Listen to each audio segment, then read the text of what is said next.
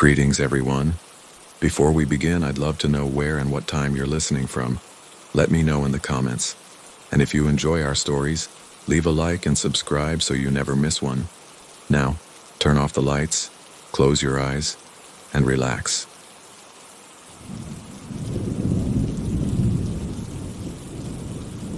The air on the outskirts of the city was a cold, damp mass that stuck to my lungs, a subtle omen that contrasted with the absolute silence of that vast property.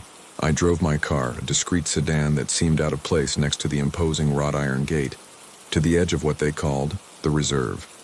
I had heard the stories, of course.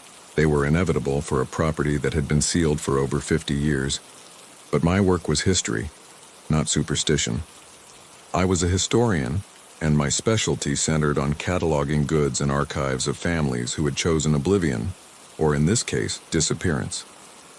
The distant heirs wanted to sell, and to sell, they needed to know what the hell was inside that stone monstrosity. The mansion rose among the old twisted trees like a monument to an era of excess and secrecy. Its architecture, in a decadent Victorian style, didn't inspire respect, but rather a deep melancholy. The main door, made of solid, worn oak, greeted me with a dull creak, the first sound breaking decades of silence. Inside, the darkness felt palpable, a thick fabric of dust and shadow that the afternoon sun struggled to penetrate. The smell was that of slow decomposition, of yellowed paper and wood surrendering to time. My name is Arthur William Crane, and upon entering that place I felt I was leaving my own era behind, entering a temporal limbo from which I knew it would be difficult to return intact. My first objective was to establish a base of operations, a corner free from that environmental oppression. I chose the study, a small room but with a decent window, and deployed my equipment, a laptop, my voice recorder for notes, and a high-beam flashlight. I began recording my findings methodically. Time was my enemy, as I felt the house devoured it by the hour. The first few days were tedious, passing without incident, just the monotonous work of a domestic archaeologist. There was furniture covered with sheets that looked like motionless specters, books with broken bindings, fine porcelain dishes that no one had used in 2 generations. The uniformity of the dust was the only evidence of the passing years, but even that uniformity would soon begin to lie to me, distorting my perception of chronology and reality. The turning point was the library. It was an immense room, with bookshelves rising to a ceiling that had once been splendid. It was there that I found Evelyn's diaries, the youngest daughter of the family that had resided there. The notebooks were hidden behind a row of Latin volumes, protected by oblivion more than by any lock. Evelyn's entries were fascinating, a slow and painful descent into the loneliness of a teenage girl cloistered in empty wealth. She spoke of her father's rigidity, a man named Thomas Edward Crane, and her mother Eleanor's coldness. But the true fascination lay in her final pages, where sanity dissolved into the legend of the place. I stopped. I reread the name, Thomas Edward Crane. My surname, Crane. I felt an instant vertigo. It could be a coincidence, of course. Crane wasn't an uncommon surname, but something in my chest tightened, a premonition that still had no form. Today I saw the Lady of the Ribbons, Evelyn wrote in irregular, cramped handwriting. She has no face, just that blurred shadow and the ribbons floating like dark water. She tells me we're here forever, that time has broken in this house. But my father says I'm sick, that it's the stagnant air producing visions. Reading that, I looked up, though I didn't expect to see anything. The library was bathed in the grayish light filtering through the high windows. But when I lowered my gaze, I swore I'd seen an alteration in the air, as if heat had condensed and then evaporated instantly, right at the end of the bookshelf. It wasn't a shape, it was the absence of a shape, an anomaly in space that I couldn't explain rationally. I told myself it was the dust, the visual fatigue from 4 hours of reading small print, but the seed of doubt had already been planted in fertile ground of the mind, waiting to germinate into terror. The awareness that the house was playing with physics and light was more disturbing than any tangible apparition. I continued reading the diary for hours. In a later entry, Evelyn mentioned that her father had begun writing letters to a university colleague, a certain Dr. Harrington, describing anomalous temporal phenomena on the property. I needed to find those letters. From that moment on, the atmosphere changed completely. I stopped feeling like I was in an abandoned house and began to feel like I was in a place that had simply ceased to exist in the present. The noises I had previously attributed to the old structure became more deliberate. They were sounds that seemed to come from just around the corner, from the other side of a door. At the moment I stopped paying attention. An inaudible whisper dragged through the hallway one afternoon, a dry sound like a book falling, that made me jump from my chair with my heart racing, only to find the hallway empty and orderly. My isolation was total, and the silence of the house amplified every small manifestation until it became a roar of the psyche, a constant reminder that I was not alone. On the third day, I found what I was looking for. In a desk in Thomas's office, hidden in a secret compartment behind a wooden panel, was a bundle of letters tied with twine. They were the correspondence with Dr. Harrington. I read them with growing eagerness. In a letter dated March 1932, Thomas wrote, "Dear Harrington, the phenomena persist. Yesterday I found a photograph of my great-grandfather taken in 1897, and in the background appears a figure I swear is identical to me. I'm wearing the same suit, the same posture. Eleanor says I'm obsessed, but last night looking at myself in the mirror, I saw a mark appear on my left hand, a crescent-shaped scar that wasn't there in the morning. I don't remember injuring myself. Harrington, I believe the house is claiming me, as if I had always been destined to be here." I dropped the letter. My left hand trembled. I still had no mark, but Thomas's words resonated with a terrifying familiarity. In another letter, dated 2 weeks later, Thomas wrote in more hurried handwriting, "The mark has darkened. Evelyn has it now too. Eleanor disappeared 3 days ago. She didn't leave the house. She simply ceased to be. I found her yesterday, or what's left of her. She's standing in the living room, motionless, smiling. When I speak to her, she doesn't respond. She's like a living photograph, trapped in a moment. Harrington, I fear we're next." There were no more letters after that. Dr. Harrington must never have received a response. One night, while trying to decipher a financial document of Thomas's, I fell asleep on the study table. I was awakened by a sensation of absolute closeness.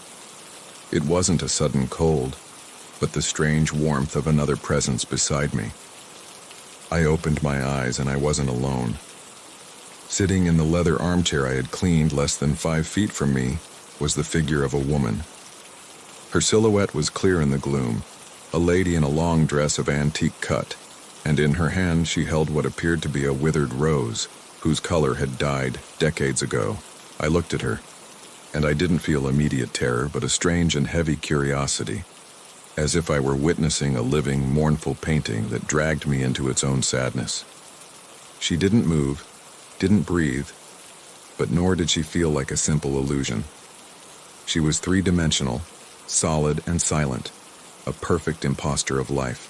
I raised my hand to turn on the flashlight, and the simple act of moving my arm was enough for her to vanish. She didn't walk away or dissolve. She simply wasn't there anymore. The armchair was empty and dusty, but on the cushion where she had been sitting there was something that hadn't been there before. A withered rose. Real. Material. I touched it with trembling fingers. The petals crumbled into black dust. The real psychological blow came the next day, when the house began to weave my own life into its own. I was reviewing a photo album. They were family images, trivial scenes of bourgeois life. In one of the photos, a full-body portrait of Thomas posing by his fireplace, my breath stopped. In the background, barely visible in the dark doorframe leading to the hallway, was a blurred figure, tall and thin. The figure resembled me. It wore a tweed jacket similar to the one I was wearing, and its posture, the tilt of the head, was strangely familiar. But there was more. I brought the photo closer to the light. The blurred figure had its left hand visible, resting on the doorframe. And on the back of that hand, even in the unfocused image, a dark mark could be distinguished. A crescent moon. The photo was from 1932, according to the handwritten date underneath. I sat on the floor holding the old photo with trembling hands. It wasn't the house that was haunted, but time. The mansion was a temporal knot, a place where the past refused to yield its space, and now, that past had projected my own image to confuse chronology and my own sanity, insinuating that my arrival was not a visit, but the fulfillment of a personal prophecy. I began to doubt my task, my purpose, my own reality. I had come to catalog the past, but the past was cataloging me. Reviewing Evelyn's diary again with this new perspective, I noticed something crucial. I ran my fingers over the paper. The texture wasn't that of old, brittle paper. It was smoother, more modern. I took out my notebook and compared. The black ink in the diary was identical to what I used in my gel pen. The same tone, the same shine. The idea hit me like a punch. What if the diaries were a more recent invention written by someone else who had sat in that same library, feeling the same desperation? What if that someone else was me, in a cycle of time repeating endlessly, condemned to relive the arrival, the panic, and the forgetting? The house didn't just contain ghosts, it created them, extracting the essence of those who stayed too long, feeding on fresh identity. The mansion's mental game intensified with each hour. I stayed until nightfall, and when I turned on my computer to try to document my state, the screen flickered and the words erased themselves. I felt an impotent fury hitting the keyboard, and that's when I heard laughter. It was a child's laughter, light and mocking, bouncing through the upper floor, absolute mockery of my desperation. I went upstairs slowly, and the laughter came from the playroom. There, in the darkness, I found a small wooden train, almost buried in the corner. It looked identical to one I had in my childhood, a gift from my grandfather William. I picked it up, cleaning it with my thumb. The train was real material, and then I saw the initials carved into the base, a period W period C period, Arthur William Crane. My initials. But the engraving was worn, eroded by decades of use. This train wasn't a copy, it was the original, or the house had made me believe it was. The house was selecting objects from my own life, from my memory, and was planting them here, integrating them into the scene of a family that didn't know me. The house was rewriting the past, using my memories as ink and my own biography as construction material for the illusion, making me believe I had always belonged to that place and that time. I decided I had to leave immediately. The cataloging no longer mattered. What mattered was immediate retreat, the salvation of my identity. I rushed down the stairs and headed to the study to collect my things. I turned on my laptop to make a final backup of what I had managed to document. On the desk, next to my computer, I noticed a small object, a silver ring. I hadn't seen it before. I picked it up. It was a plain ring, without inscription. As I held it, an image imposed itself on my mind, vivid and disturbing. Me, standing next to a large mirror in that same study. But the room was clean, the fireplace lit. I was dressed in a suit of antique cut, and in my hand, that same ring. In the other hand, visible in the mirror's reflection, I had a crescent-shaped mark that was bleeding slightly. The vision lasted less than a second, but it was so real, it made me gasp. The man in the reflection was a living man, but the moment was not the present, but the past waiting for me to complete it. With my mind racing in circles, I opened the photo folder on my laptop. I reached the photo I had taken of the entrance hall mirror on the first day. In that photo, my reflection was visible, that of a tired man. But in the upper corner of the mirror, there was something written with what appeared to be vapor or dust, blurry but legible. "Arthur, have you forgotten already?" I felt a cold that wasn't from the house, but from absolute understanding. The house didn't want to scare me. It wanted me to stay. It wanted to integrate me, offering me eternal permanence in exchange for my soul.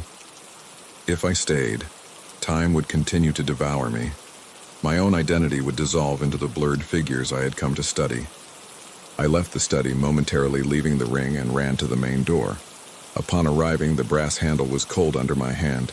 I pulled, but the door didn't open. It was jammed. I pulled harder, hitting it with my shoulder, but the old oak resisted. I panicked. I went to the nearest window and hit it, but the glass was thick and resistant without cracks. I felt completely trapped in a temporal box. The child's laughter returned, closer this time, just behind me in the large living room. I turned, expecting to see Evelyn. Instead, I saw the set of dining room chairs lined up in perfect formation, and at the head of the table, an open book. It was an accounting ledger, bound in black leather. I approached with trembling legs. The pages were full of entries, dozens of them, written in different handwritings and in different inks. The first entry said, Day 1. William Morrison, architect. Arrived to evaluate the structure. Doesn't understand yet. Further down, Day 47. William Morrison, no longer tries to leave, has accepted his place in the East Wing study. I turned pages. Another entry. Day 1. Catherine Doyle, art historian, sought to catalog the paintings. And then, Day 63, Catherine Doyle. Resignation is complete, now she's part of the main hall. I kept turning pages, the horror growing. There were dozens of names. Thomas Crane appeared multiple times across different decades. Some lasted days, others months. All ended with the same word. Integrated, or permanent, or complete. And then I reached the last written page. The ink was fresh, black, identical to my pen's. Day 58. Arthur William Crane, historian. Resignation is the key to permanence. No longer wants to leave. The fog dissipates. Everything is in order. The reserve maintains itself. But there was something more. Below my entry, in the same fresh ink, was an additional line that hadn't been there a second before. Day 59. Attempts to flee. Seeks the library. Already knows too much. The house was writing itself in real time, anticipating my movements. I left the accounting ledger on the table as if it were poison. I needed to find the real exit, not a trap. I returned to the library, searching desperately. Arriving at the row where I found Evelyn's diaries, I noticed that a volume of German philosophy was slightly tilted. Behind it, I found the outline of a small safe. I used the tip of my multi-tool knife to force the lid. Inside was an envelope of thick paper, sealed with dark wax addressed to my future self, along with a small brass key.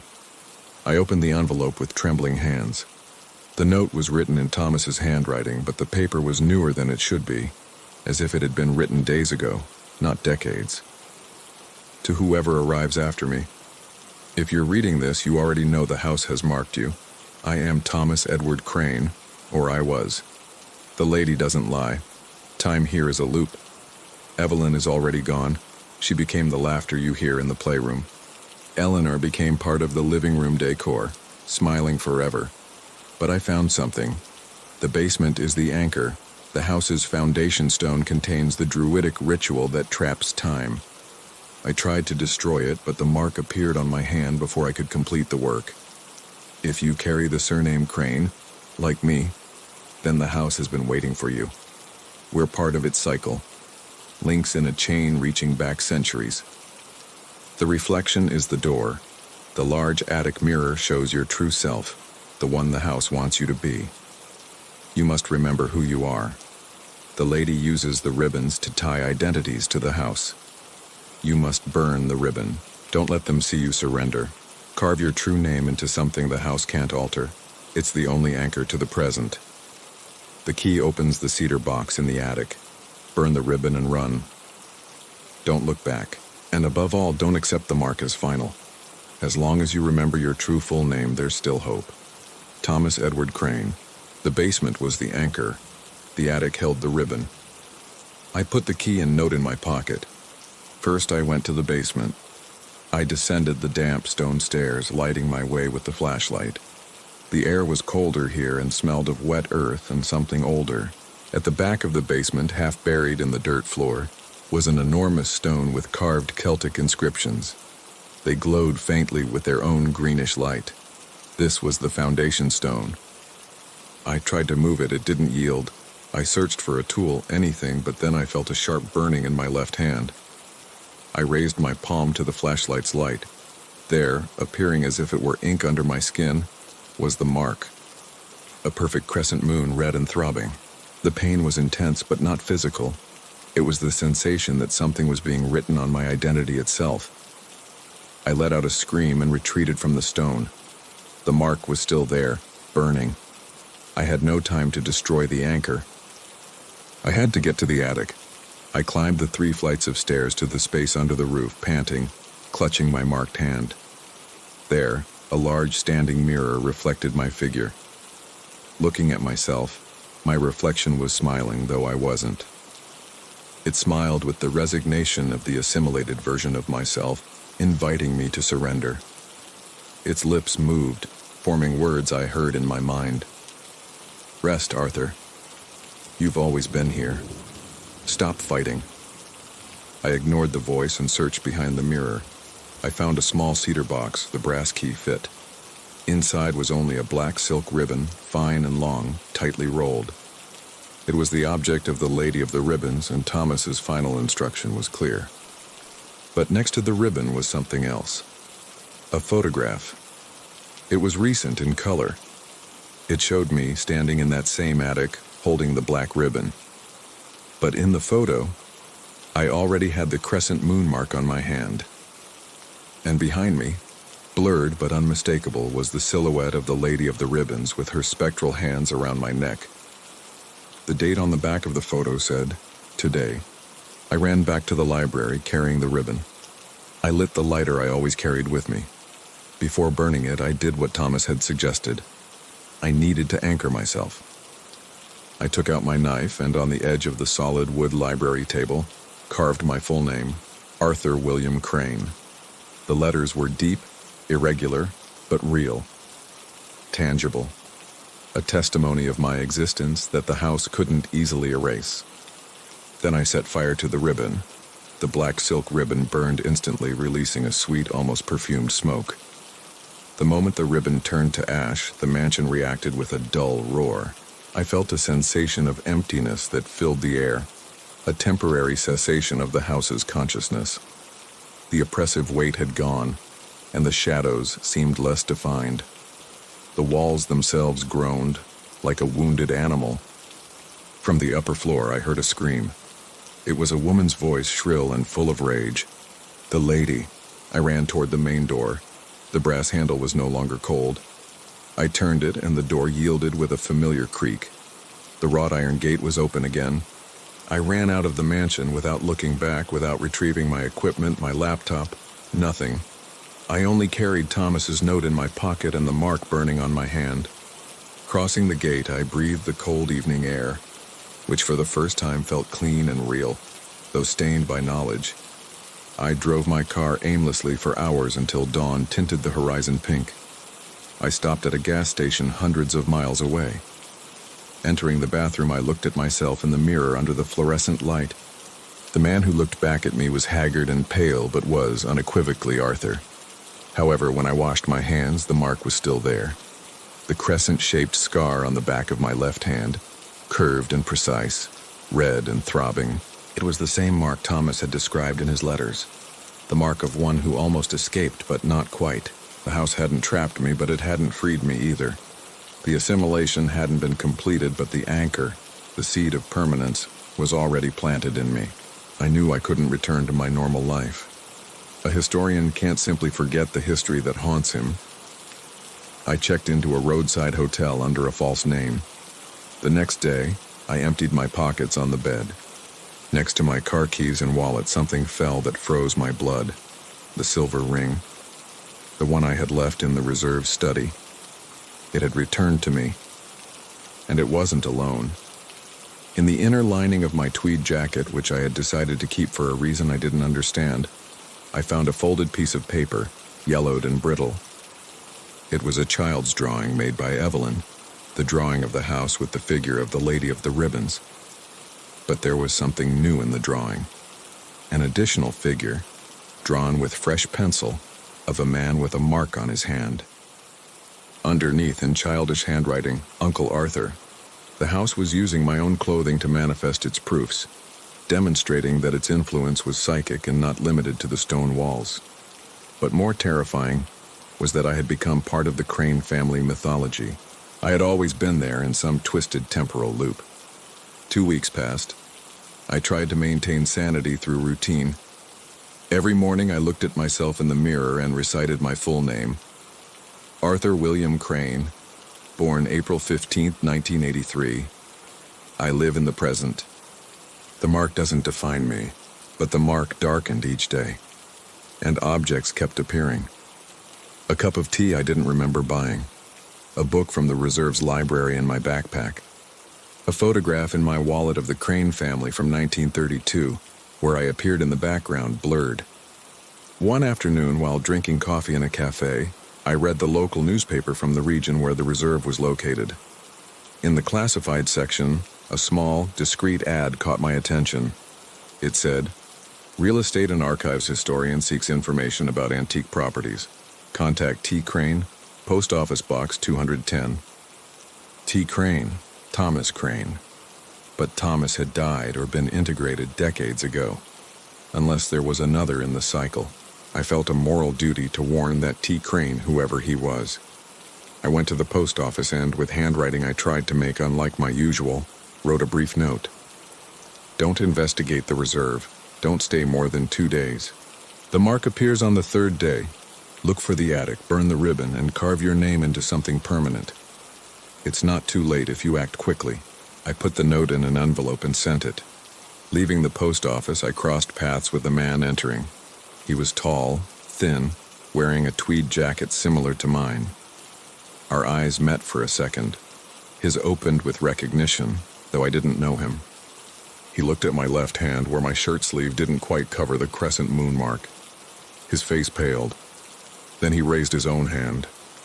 He had the same mark, but darker, almost black. "You too," he whispered. "How long have you been out?" 2 weeks, I replied, my voice barely audible. He shook his head slowly. "I've been out 3 years. The mark never disappears. And she keeps coming. At first it was only in dreams. Then in reflections. Now sometimes I see her when I wake up, standing at the foot of my bed. I can't escape her. And the ring always comes back, doesn't it?" I nodded silently. "We're the ones who almost escaped," he said bitterly. "But almost isn't enough. The house let us go because we're more useful out here. We're its messengers, its lures. We attract the next ones. The ad in the newspaper. I didn't place it. It appears by itself with my initial. And when someone responds, I feel the compulsion to guide them to the reserve. I can't help it." "No," I said, backing away. "I'm not going to do that. I send a warning." He let out a sad laugh. "I did too, 3 times. You know what happened? The letters arrived at the reserve. I found them right there in the accounting ledger, turned into part of the trap. The house uses our warnings as bait." I pulled away from him, horrified, and ran out. That night, in a motel on the edge of a highway, I woke up with the sensation of not being alone. I opened my eyes slowly. Sitting on the edge of the bed, waiting for me with absolute stillness, was the lady. Her form was more solid now than in the reserve study. The black silk ribbons floated around her as if they were underwater. "We've been waiting for you," she said, and the voice resonated directly in my mind. She pointed at my hand. "The mark. It's the sign of those who almost make it. You're special, Arthur. Most integrate completely. But you have strength. That's why we let you go. You didn't escape, we freed you. There's a difference. The integrated stay in the house.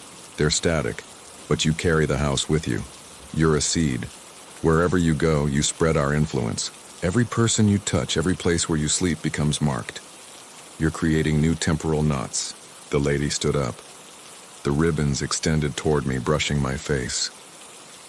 "Your true self in the house needs you, Arthur. The cycle is incomplete without you. When you tire of running, when loneliness and fear consume you, you'll return. And when you return, you'll be welcome. You'll be family. You'll be eternal." The lady dissolved into dust that floated toward my face. I fell to my knees, coughing. When I looked up, she had disappeared. But on the nightstand was a small gift. The silver ring. And a photograph I hadn't seen before. It was me, standing in front of the reserve, but the clothing was from another era. 1932. And on my left hand, visible in the photo, was the mark. On the back, written in faded ink, Arthur William Crane. Returned in 1978. Complete integration. 1978. I was born in 1983, 5 years after I had apparently already returned and been integrated. The house wasn't just playing with time, it was rewriting it completely. I made a decision. If I couldn't destroy the house, at least I could document everything, become the witness. I bought notebooks and cameras. I began to investigate seriously, searching libraries and archives for any record of the reserve and the Crane family. I discovered that the name Crane appeared in several similar cases throughout the centuries. The house's trap was ancestral, and the family that supposedly disappeared was actually a succession of victims. I was just the latest Arthur in a long line. At a university abroad, I found an ancient text describing a druidic ritual from the 12th century, in the same region where the reserve was located. The ritual wasn't designed to contain ghosts, but to anchor the concept of time at a geographic point, using a foundation stone as a catalyst. The house didn't want souls out of cruelty. It wanted memory to avoid its own temporal dissolution. It was a parasite of time. By burning the ribbon, I had only interrupted a focal point of memory, not the source of power. And by taking the mark with me, I had become a mobile battery. The scar on my hand began to ooze a dark, viscous substance. I had to bandage it constantly. I took refuge in a remote cabin in the mountains, without electricity or connection. If the house fed on human interaction, perhaps absolute solitude would protect me. But one morning I found a package by the door. There were no footprints in the snow. Inside was a newspaper page from 1897 about the disappearance of a young cataloger named Arthur W. at a manor house. Below, someone had written by hand, "You've always been here, Arthur. The reserve is your true home." The handwriting was mine, an older version of my own calligraphy. I developed an obsessive ritual. Every hour I recited my full name and the current date aloud. But one night I woke up sitting in front of the fireplace, talking without remembering getting up. And what I was saying wasn't my mantra. Day 63, Arthur William Crane. Resignation arrives. The cabin is just another room of the reserve. I'll return soon. The lady waits. I covered my mouth with my hands, horrified. I was writing my own entry in the accounting ledger, even here. I made a desperate decision. I went down from the mountain and found a tattoo artist. I asked him to engrave on my right arm, "Don't return to the reserve, Arthur William Crane." But when he finished and showed me the result in the mirror below my words in lighter ink that hadn't been there, new words were forming on my skin. "But you always return." The tattoo artist didn't see them, only I did. 6 months have passed since I left the reserve. The scar on my left hand is now completely black and it has spread. Dark veins climb up my arm like roots. I live in constant movement, changing cities every week. I've met others like me, the marked ones, those who almost escaped. We're an invisible network, recognizing each other by the marks that only we see in their fullness. Because the reserve isn't alone. There are other properties, other temporal knots throughout the world. All connected, all hungry, all waiting. Last night I received a call. I didn't recognize the number. It was a girl's voice. "Uncle Arthur," she said cheerfully. "Mom says it's time for you to come home. We're all waiting for you. The reserve is ready for you." It was Evelyn's voice. "We have your room prepared, and the lady has saved something special for you. She says you've been very brave, but it's time to rest now. You don't have to run anymore." I hung up the phone, my hands trembled. I know I'll eventually return. Not because I want to, but because the pull is too strong. Every day that passes, my memories of my life before the reserve become more diffuse. The faces of my family, the names of my friends, the places where I studied. Everything is blurring, replaced by memories that aren't mine but feel more real. Memories of growing up in the reserve, of playing in that room with the wooden train, of dining in that dining room with the Crane family. The house is rewriting me from within. I look out the hotel window. Dawn is breaking. And in the reflection of the glass behind my tired figure, I see the silhouette of a Victorian house among twisted trees. It's not really there when I look directly, only in the reflection. The reserve comes to me since I don't go to it, at least not yet. But soon, I know it will be soon. And when I return, when I finally cross that door and let the lady wrap me in her dark silk ribbons, when my name is written in permanent ink on the last page of the accounting ledger, I hope someone finds this testimony. I hope these words serve as a warning. If you're ever hired to catalog an antique property, if you ever see the name Crane in old documents, if you ever feel that a house is watching you, waiting for you, recognizing you, don't enter. No matter how much they pay you, no matter how fascinating the story seems. Because some stories don't want to be read. They want to be lived, and you'll be the next page. The true nature of psychological terror lies in its permanence, not in its outburst. I managed to escape from that physical prison of stone and time, but I had taken the cell with me. The house isn't a place, but a condition.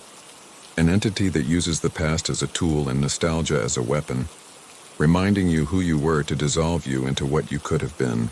My only certainty is this, that time always collects its debts, and sometimes the debt is your own identity. The journey continues not on rails but through the misty corridors of my own memory, knowing that in every shadow and in every reflection, a part of me remains anchored forever in the reserve. Arthur William Crane. Date uncertain, place uncertain, identity increasingly uncertain.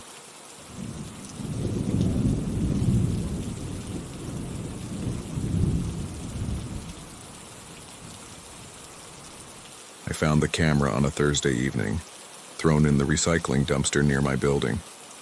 It was one of those October evenings when the air smelled like dead leaves and rain that hadn't fallen yet, when the sky turned a leaden gray that crushed anyone's mood. I'd worked 10 straight hours at the office processing data that meant nothing to anyone, reviewing endless spreadsheets where the numbers became a hypnotic blur. All I wanted was to get home, heat something up in the microwave, and lose my mind in front of the TV until sleep overcame me. But something in that dumpster caught my attention as I walked past it. It was a Polaroid camera, an old model, one of those that takes instant photos that develop themselves in a matter of minutes. It was propped against a garbage bag, perfectly visible, as if someone had placed it there carefully instead of just throwing it away. The casing was a beige color worn down by years, but it had no significant scratches or dents. It looked functional, almost in perfect condition. I leaned over the edge of the dumpster and pulled it out, feeling vaguely ridiculous for rescuing trash like it was some forgotten treasure. I held it under the dim light of the street lamp. No signs of excessive wear, no visible damage. The viewfinder was clean, without scratches. And strangest of all, there was a film cartridge inside. I could see the counter on top showing 8 available exposures, 8 photographs waiting to be taken. In an age where everyone used digital cameras and cell phones, finding unused instant film seemed almost like an anachronism. Any sensible person would have put it back in the dumpster. Or at least that's what I told myself later when everything started falling apart. But I lived alone in a 1-bedroom apartment where the longest conversation I had was with the cashier at the supermarket, who sold me frozen dinners 3 times a week. And the idea of having something new, even if it was rescued garbage, was strangely appealing to me. Something to break the monotony of my gray existence. I took it home, holding it carefully as if it were something valuable. My apartment was exactly what you'd expect from a 32-year-old man who worked in data processing and had no social life. Functional, clean out of necessity rather than pride, and completely devoid of personality. A gray couch facing a flat-screen TV showing programs I never remembered watching.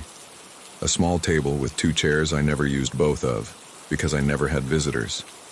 A bedroom with an unmade bed and clothes piled on a chair.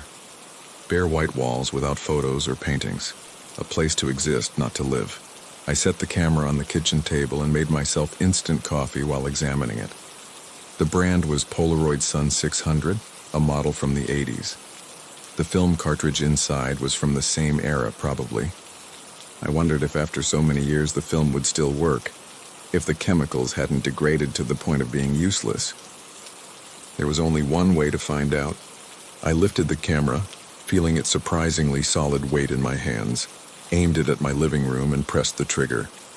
The flash burst with a blinding white light that made me blink, leaving green spots floating in my vision. I heard the characteristic mechanical whir as the photograph was ejected from the front slot with a satisfying sound. I took it between my fingers, feeling the thick cardboard and protective plastic still wet from the chemicals beginning their development work. The image began to appear slowly, like a ghost materializing in fog. First, the basic shapes emerged: the rectangular outline of the couch, the square silhouette of the TV, the pale rectangle of the window. Then the colors became more defined, gaining depth and detail. It was my living room exactly as it was at that moment. The same controlled mess, the same shadows cast by the floor lamp. But there was something that didn't fit. Next to the window, barely visible on the right edge of the photograph, there was a dark stain. A vertical shape, blurry, as if someone had moved just as I took the photo. But I was alone, absolutely sure of it. I'd been alone since I got home, alone as I was every night. I walked to the window and looked around. There was nothing. Of course there was nothing. It was just a defect in the old film, I told myself. A chemical stain. But that shape looked almost human if you squinted your eyes. I left it on the table and tried to forget about it. I made dinner. A frozen lasagna that tasted like cardboard and regret. Watched the news without really paying attention to what they were saying. Checked my email and replied to work messages that could have waited until tomorrow, but that I answered anyway because I had nothing better to do. But my eyes kept returning to the photograph, to that stain that shouldn't be there, that disturbed the perfection of the rest of the image. That night I slept poorly. I had strange dreams where I walked through my own apartment, but everything was slightly displaced. In each room I felt that someone had just left, leaving only the echo of their presence. The next morning, Friday, I woke up with the certainty that something had changed during the night. I walked through the apartment looking for what it was, but everything was exactly the same. The camera was still on the table. The photograph was still next to it. For some reason, I decided to take another photograph. This time I aimed at my bedroom from the doorway. The flash lit up the space, the unmade bed, the half-open closet, the window with the curtains drawn. The photo came out and I held it while it developed. My heart began to beat faster when the image took final form. The figure was there again. This time it wasn't a blurry stain. It was a more defined silhouette, unmistakably human, standing next to my bed. It seemed to be wearing dark clothes, maybe a coat. Though the image was still imprecise, there was something unmistakably human about its shape. I turned toward the bedroom. Empty. Completely empty. I went in, checked behind the door, the closet, under the bed. Nothing. There was no one else in the apartment. I went back to the kitchen and compared the two photographs side by side. In the first, the figure was barely visible. In the second, it was closer, sharper, as if it were approaching.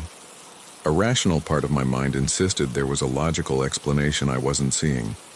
Defective film-producing consistent artifacts. Accidental double exposure capturing ghost images of something that had been photographed before. Some trick of light and aged chemicals creating optical illusions.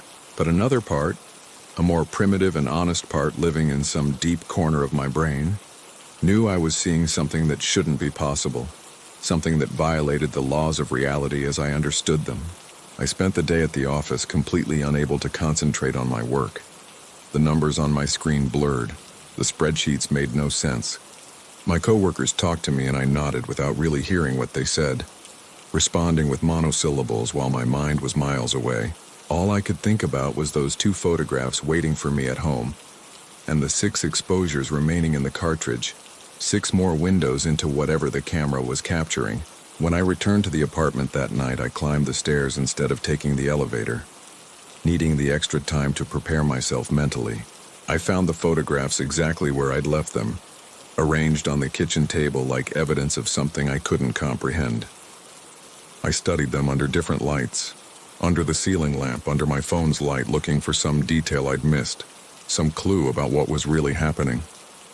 In the second photograph, if I looked carefully enough and squinted, I could make out what appeared to be the more defined outline of a head, broad shoulders, arms hanging at the sides of the body in a waiting posture. I picked up the camera. My hands were shaking more than before, a fine tremor that made the camera move slightly.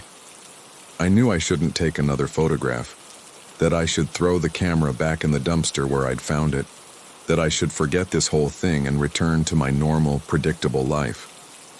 But curiosity is a more powerful force than fear, at least at first, before you fully understand the consequences of knowing too much.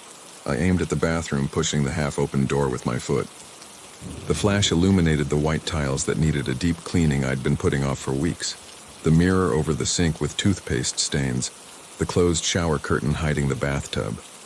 The photograph emerged with its mechanical whir, and I waited while it developed, feeling my pulse pounding in my ears with an accelerated rhythm that made me dizzy. The figure was in the mirror. This time it was impossible to deny what I was seeing, impossible to rationalize it as a simple defect or an illusion. The photograph showed my empty bathroom, the tiles gleaming under the flash, the shower curtain motionless. But in the mirror's reflection, clearly visible despite the imperfect quality of the image, standing right behind where I must have been when I took the photo, there was a person. It was no longer a stain or an ambiguous shadow. It was a complete human figure, with undeniable form and presence, though its face remained a blur without defined features, as if that specific part of the image resisted focusing correctly. It wore what appeared to be a long, dark coat, maybe black or navy blue, and one of its hands, the right hand, was extended forward as if about to touch my shoulder, fingers spread in a gesture that could be threatening or pleading. I dropped the photograph as if it were burning and ran to the bathroom, turning on all the lights. The mirror returned only my own reflection, a middle-aged man, paler than normal, with deep circles marked under his eyes, breathing heavily as if I'd run a marathon. Behind me there was nothing but the white shower curtain hanging motionless. I yanked it aside with a violent movement, expecting to find someone hiding there, preparing for the worst. The bathtub was empty, showing only rust stains around the drain. But when I picked up the photograph from the floor with hands I couldn't control, the figure was still there in the captured mirror, motionless, waiting, watching with eyes I couldn't see but knew were fixed on me. That night I couldn't sleep at all. I sat on the couch with all the apartment lights on, consuming electricity without caring about the bill that would arrive next month. The 3 photographs were arranged on the coffee table in front of me in chronological order. I studied them for hours, drawing imaginary lines between them, looking for a hidden pattern, trying to understand what was happening and why it was happening to me. And then I saw it, the connection I'd been looking for without knowing it. In each successive photograph, the figure wasn't just closer and sharper, gaining definition as if emerging from some nebulous place toward solid reality. It was in a different position in the apartment, moving from one place to another. In the first, next to the living room window. In the second, next to my bed in the bedroom. In the third, in the bathroom behind me, as if it were moving through the space of my apartment, exploring it room by room, learning its geography, getting closer and closer to where I would be at the moment of taking each photo. A terrible idea began to form in my mind, a possibility that defied everything I thought I knew about how the world worked. What if the camera wasn't capturing technical defects or ghosts of the past somehow imprinted on the film? What if it was photographing the future, showing me moments that hadn't happened yet, showing me what was about to happen, not what had already passed? I got up from the couch and walked to the living room window, to the exact spot where the first figure had appeared in the first photograph. I placed my hand on the cold glass, looking down at the deserted street 6 floors below where parked cars gleamed under the orange streetlights. Then I went to the bedroom and stood next to the bed, in the precise place where the second figure had been, trying to imagine what it would be looking at from that position. Finally, I stood in front of the bathroom mirror, looking at my own reflection and imagining someone standing right behind me, with their hand extended toward my shoulder. The progression was clear and deliberate. The figure was moving through my apartment following some kind of planned route, a specific sequence of locations, and with each photograph, it was getting closer to me, reducing the distance between us. I decided to run a test to verify my terrifying theory. If the camera really showed the immediate future instead of the present, then I should be able to verify it somehow. I took the fourth photograph, pointing at the entrance door to my apartment, focusing on the keyhole and the brass knob that needed polishing. I held it while it developed, with my heart beating so hard I thought it would burst out of my chest and fall to the floor. The image showed my closed door as it was, the circular peephole dark like a blind eye, the small welcome mat that Sandra had bought and that I never had the heart to throw away. And standing in front of the door, with her right hand on the brass knob as if about to turn it and enter, was the figure. Now I could see more details than before. It was tall, very tall, at least 6'3", thin to the point of being almost skeletal in its proportions. The long coat it wore reached to its knees, but its face remained a blur, as if the camera refused to focus on that specific part, as if there were some unwritten rule that prohibited seeing its complete identity. I waited. I sat on the couch staring at the door without blinking, waiting for the knob to start turning at any moment with a metallic creak, for the door to open slowly, for the figure from the photographs to cross the threshold and enter my apartment, and I could finally see it with my own eyes instead of through the filter of Polaroid film. I waited for hours that felt like days, all night long, while the outside world passed from deep black to pale gray dawn. Nothing happened. The door remained closed. No one entered. At dawn on Saturday, physically and mentally exhausted, with my eyes burning from lack of sleep, I finally allowed myself to close my eyes. I dozed on the couch for a couple of hours before my phone alarm woke me up for work. I turned it off and called the office saying I was sick, making up a flu I didn't have. It was the first time in 4 years I'd missed work without a legitimate medical reason, breaking my perfect attendance record that I was absurdly proud of. I spent the entire day researching online about cursed Polaroid cameras, about paranormal photographs, about objects that seemed to have impossible properties. I found dozens of stories similar to mine, cameras that captured ghosts invisible to the human eye, mirrors that showed the future instead of the present, objects that seemed to have a life of their own. Most of the stories sounded like cheap superstition or deliberate fraud, stories designed to attract clicks. But some, the most detailed and specific ones, those that included exact dates and full names, resonated with an authenticity that gave me goosebumps and made me feel I wasn't alone in this. I found a forum dedicated exclusively to paranormal objects, where someone had posted about a similar Polaroid camera exactly 3 years ago. The user described exactly what I was experiencing, figures that appeared in photos but not in reality, that became clearer and more defined with each exposure taken, that seemed to be approaching the photographer with each image. The discussion thread had 18 pages of responses, most skeptical or mocking, but the user had continued posting regular updates until the 7th photograph. After uploading that image, they never posted again. Their account went inactive. When other users tried to contact them, they found nothing. It was as if they had simply ceased to exist. 4 exposures remained in my cartridge. 4 more windows into the approaching future. That night I took the 5th photograph. I aimed at the full-length mirror in my bedroom, the one leaning against the wall because I'd never bothered to hang it properly since moving in. I set the camera's timer and positioned myself in front of the mirror, waiting for the flash. When the image developed, I almost screamed. Only an instinct not to disturb the neighbors kept the sound trapped in my throat. The figure was behind me in the captured reflection, so close it seemed to be almost touching my back with its chest. And for the first time since this whole nightmare began, I could see its face clearly. It was my face, not exactly as I look now in front of the mirror at 32 years old, but as I would look in several years, maybe 5 or 10. It had more deeply marked wrinkles around the eyes and mouth, considerably grayer hair at the temples, paler skin stretched taut over facial bones, giving it an almost cadaverous appearance. But it was unmistakably me. The same blue-gray eyes, the same angular shape of the jaw, the same small scar over the left eyebrow that I'd gotten when I was 8 years old falling off a bicycle. And the expression on that aged face was one of absolute madness, of completely destroyed sanity.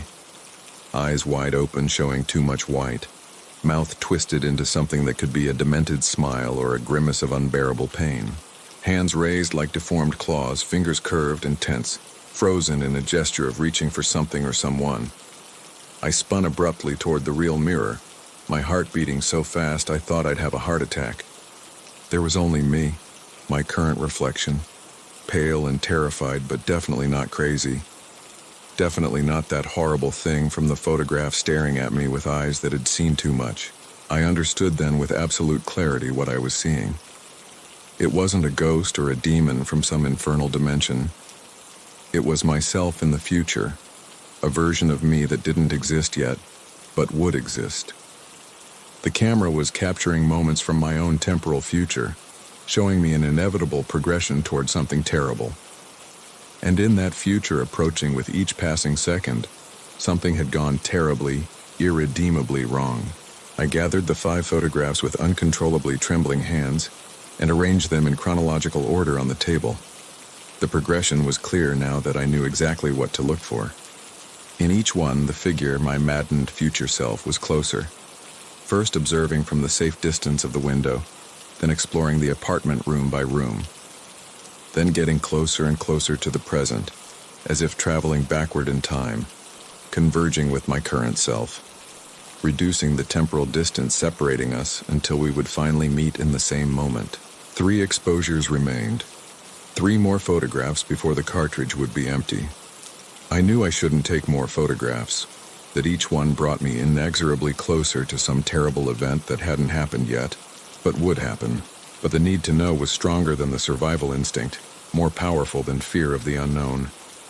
I needed to see how this ended, how this impossible progression concluded.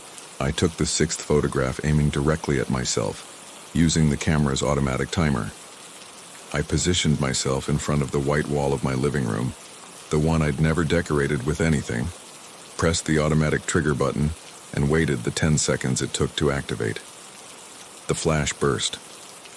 When the image fully developed, it showed me standing against the white wall, exactly as I was at the moment of the photograph. But my facial expression was completely different from what I'd felt. In the photograph, I was smiling. A wide, unnatural smile that extended too far and didn't reach my eyes, which remained dead and empty.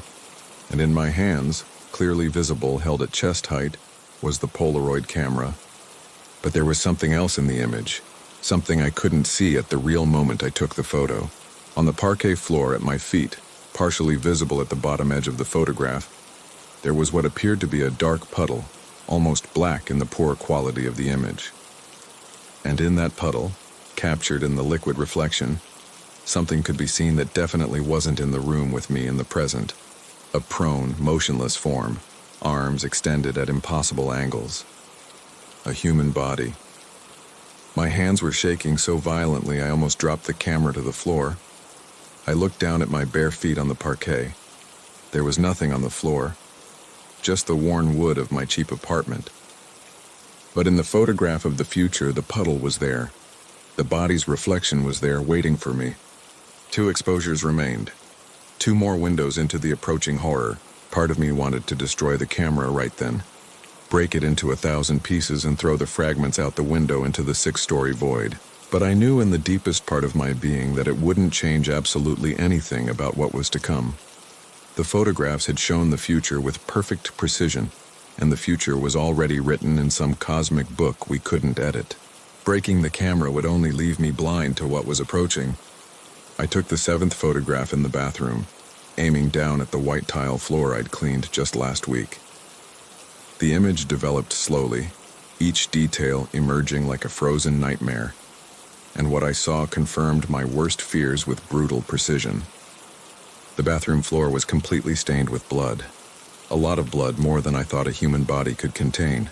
It formed an irregular puddle of dark red color, almost black in some areas, extending from the edge of the white bathtub to the sink, covering almost the entire visible surface.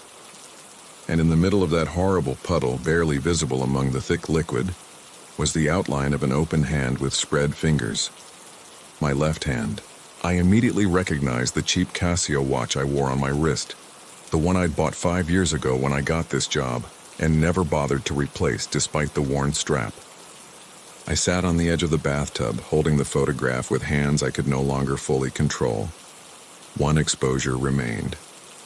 One last image that would show me exactly how all this ended, how this impossible progression toward my own destruction concluded. I didn't want to take it. I told myself over and over that if I didn't take that last photograph, maybe I could somehow change the future.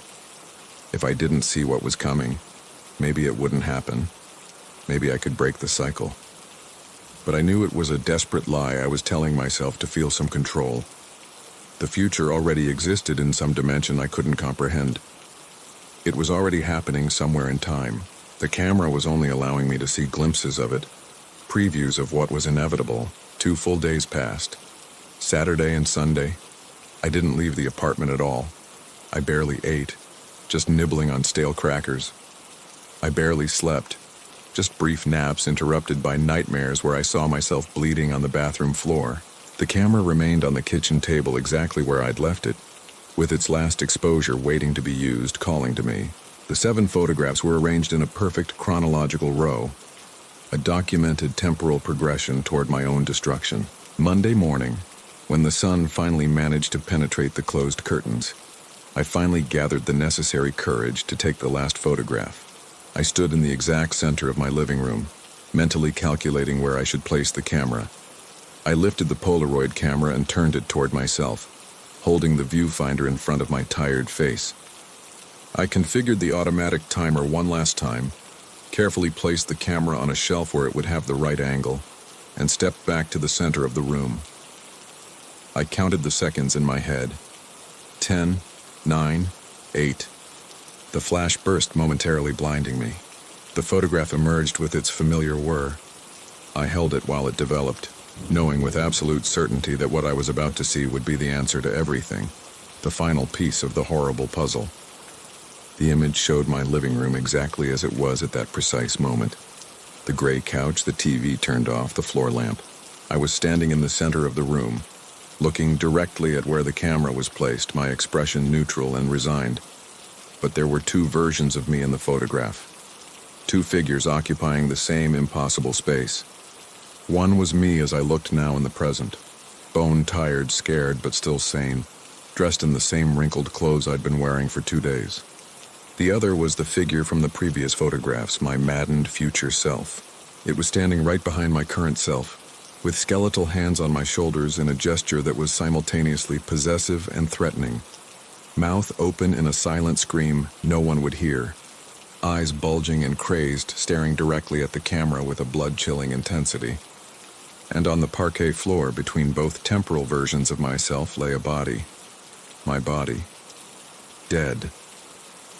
With the Polaroid camera still clutched in rigor-stiffened fingers, as if it had been the last thing I'd held before dying. I understood then the terrible truth in all its brutal complexity. The camera didn't show a single linear future. It showed plural futures, multiple timelines converging and intertwining. And in each of those lines, I took the 8 photographs. In each one, I got closer and closer to this final moment, and in each one, I ended up dead on the floor of my own apartment. The future self in the photographs wasn't a ghost from another dimension or a demon stalking me. It was myself trapped in an infinite temporal loop, condemned to repeat this cycle over and over without possible escape, taking the photographs one by one, seeing myself approaching from the future, reaching this exact moment, dying, and then starting over, becoming the figure that lurks in the photographs of the next cycle. I looked at the digital clock on the microwave in the kitchen. It was 11:47 in the morning on Monday. In the 7th photograph, the one of the blood-stained bathroom, I'd been able to see through the small window that it was daytime, probably around noon judging by the angle of the light. I did the mental calculations quickly. I had exactly 13 minutes of life left. I ran to the entrance door with blind desperation, turned the brass knob with all my strength. It didn't move a millimeter. It was locked, but not with a key or bolt. It simply wouldn't open, as if it had been sealed from the other side by some invisible force. I pounded on the door with my fists until my knuckles hurt, screamed for help until my voice went hoarse. But I knew at some deep level that no one would come. It was Monday morning. My neighbors were out or didn't care enough. I tried to break a window, hitting it with a dining room chair, But the glass didn't break, didn't even crack. It was as if it had stopped being normal glass and had become something unbreakable. The apartment itself had transformed into a perfect prison. The digital clock showed 11:52, 8 minutes. I walked to the bathroom like a condemned man. I looked at the white tile floor knowing they would soon be stained with blood. My blood. I looked at my reflection in the mirror over the sink and saw that behind me, barely visible in the hallway's dimness, there was a shadow that shouldn't be there. I turned slowly, preparing for the inevitable. No one was visible. The hallway was empty. But when I looked back at the mirror, the shadow was more solid than before, more real, gaining substance with each second. It was me, the future me, the completely maddened me, and it was smiling with that terrible smile. 11:56, 4 minutes remaining. I finally understood with absolute clarity what I'd been seeing. It wasn't the future approaching geographically to the present. It was the past from another cycle reaching me temporally. Each cycle of the infinite loop, each iteration of this endless nightmare, brought me closer to becoming the maddened figure. And now, after taking the 8 complete exposures, the cycle was complete. The loop was closing on itself. The me in the mirror came out of the glass, not gradually or spectrally, but suddenly and violently, as if it had been pressing against an invisible membrane that finally gave way. It grabbed me by the shoulders with hands that were completely solid and real and cold as ice. It dragged me toward the bathtub with impossible force. I fought with everything I had, screamed until my throat tore, tried to escape using every self-defense trick I'd ever seen. But it was like fighting my own shadow. It knew each of my movements before I made them. 12 o'clock sharp, 0 minutes remaining. I saw the knife appear in its hand as if materializing from nothing. My future hand holding a kitchen knife I recognized from my own drawer. The blade gleamed under the bathroom's fluorescent light with a hungry shine. As I fell toward the bathtub, as I felt the first deep cut pierce my skin and then the second even deeper and the third that cut something vital, as my blood began to stain the white tiles exactly as seen in the 7th photograph, I understood the last and cruelest truth of all.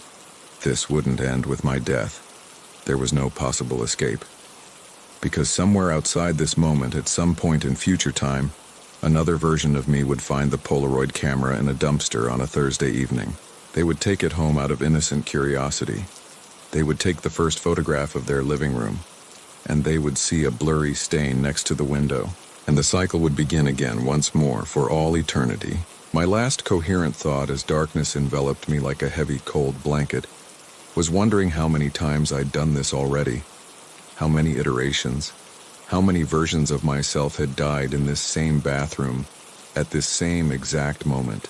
The Polaroid camera fell from my lifeless fingers and rolled across the blood-soaked floor, leaving a red trail, stopping against the white wall.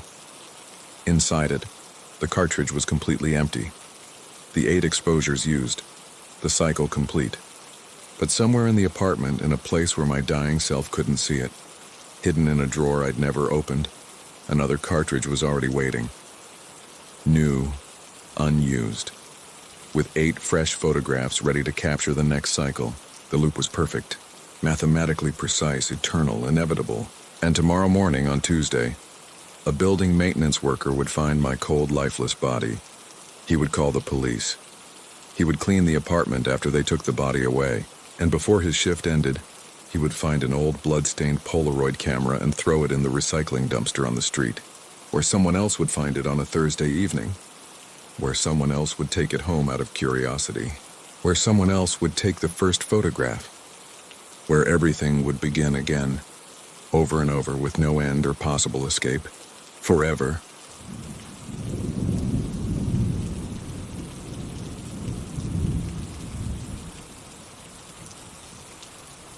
I had been working as a night maintenance technician at the Provincial Museum of Natural History for 4 years, and had never felt afraid in that building.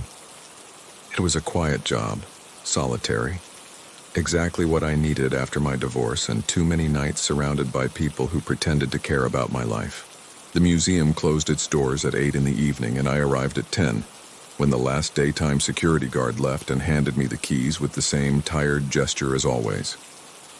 My shift ended at 6 in the morning, just before the cleaning staff arrived. In that 8-hour window, the building was completely mine. The routine was always identical.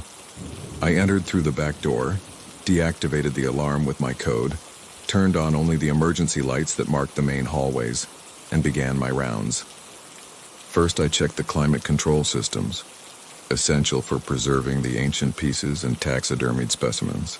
Then I verified that all emergency doors were properly closed, that there were no water leaks in the ceilings or problems with the pipes. The museum was an old building, constructed in 1912, and there was always something to repair, some inexplicable noise in the plumbing or some window that wouldn't close properly because its frame had warped over time. That Tuesday night began like any other. It was one of those cold November nights that went right through you, and I was grateful to be indoors when I crossed the threshold and closed the door behind me. The daytime guard, an older man named Esteban, to whom I barely spoke, greeted me with a nod and left without saying anything more. I preferred things that way, without unnecessary conversations, without having to fake cordiality. I began my rounds on the ground floor.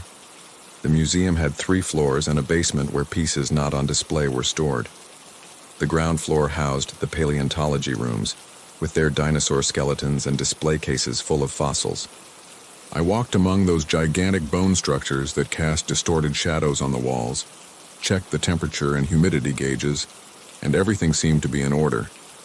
The silence was absolute, broken only by the distant hum of the ventilation system and my own footsteps on the marble floor. The skeletons had always struck me as curious in their stillness.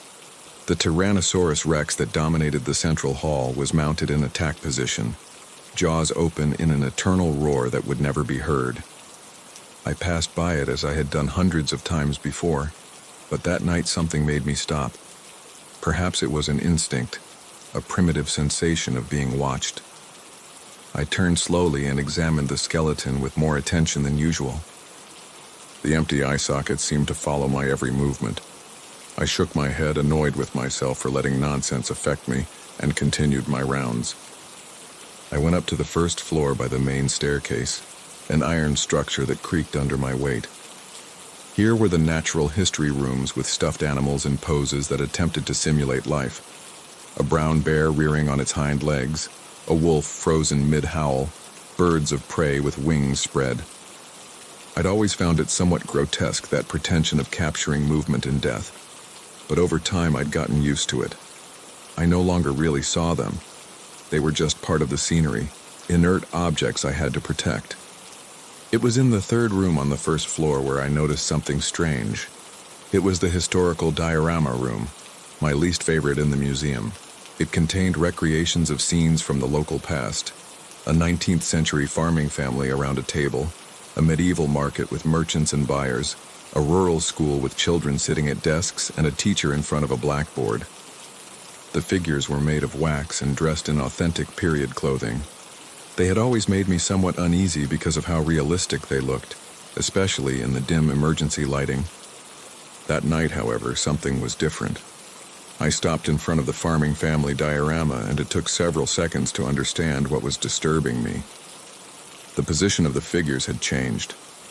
The father, who I remembered perfectly sitting at the head of the table looking forward, now had his head turned to the left, as if observing the woman next to him. One of the children, who had previously held a spoon halfway to his mouth, now had both hands resting on the table. I rubbed my eyes, thinking maybe fatigue was playing tricks on me. I'd been sleeping poorly for several days, waking up at 3 in the afternoon with that sense of disorientation that comes from sleeping during the day. But no, something had definitely changed. I was familiar with every inch of that museum. I'd spent entire nights walking its hallways, and I was certain of those figures' original positions. I took out my phone and photographed the diorama. It was something I'd never done before, but I needed to have a reference, some proof that I wasn't losing my mind. The image on the screen showed exactly what I was seeing. The figures in their new positions, the dim lighting of the emergency lights. Everything seemed normal except for that detail that disturbed me. I continued my rounds with a growing discomfort in my stomach. Maybe the museum staff had reorganized something during the day, though it seemed strange they hadn't notified me. They normally informed me of any modifications to the room so I could take it into account during my rounds. In the adjoining room, the medieval market one, I found another alteration. One of the merchants, a man with an apron holding a scale, had completely changed orientation. I remembered with absolute certainty that he faced the visitors, offering his wares theatrically, but now he was facing away, as if attending to someone within the diorama itself. And there was something more disturbing. His right arm, which had previously hung along his body, was now extended, pointing at something outside my field of vision. I took another photograph. This time I moved closer to the glass of the display case, examining every detail of the scene. The medieval clothes were perfectly preserved, the market objects arranged with meticulous care. Everything seemed intact except for that figure pointing toward the darkness of the hallway, as if trying to warn me of something. The air seemed to become denser. I stood motionless in front of the display case, observing every detail, searching for some rational explanation. Maybe they'd brought in experts to restore the figures, or perhaps I was confusing my memories. 4 years of seeing the same scenes night after night could create false memories, mix impressions from different moments, but then I saw it. In the reflection of the display case glass behind me, there was a figure. A flash of movement, a shadow that shouldn't be there. I spun around abruptly, heart racing, but the hallway was empty. Only the emergency lights cast their greenish glow on the walls, creating zones of light and shadow that now seemed threatening. I took a deep breath, trying to calm myself. No one else was in the building. I knew it for certain because I myself had activated the alarm system that sealed all entrances. If someone had entered, the siren would have sounded. It was impossible for there to be another person there. I looked at my watch. Barely 20 minutes had passed since I'd started my shift, but it felt like hours had gone by. Time seemed to have become elastic, distorting in ways I couldn't comprehend. I wondered if I might be getting sick, if some virus or bacteria wasn't affecting my perception of reality. I decided to speed up my rounds. I quickly checked the remaining rooms on the first floor, verified that the windows were closed and the systems functioning properly, but part of my mind remained stuck on those figures that had changed position. I went up to the second floor with faster steps than usual, almost fleeing from something I couldn't define. The second floor housed the anthropology collections and rooms dedicated to pre-Columbian culture.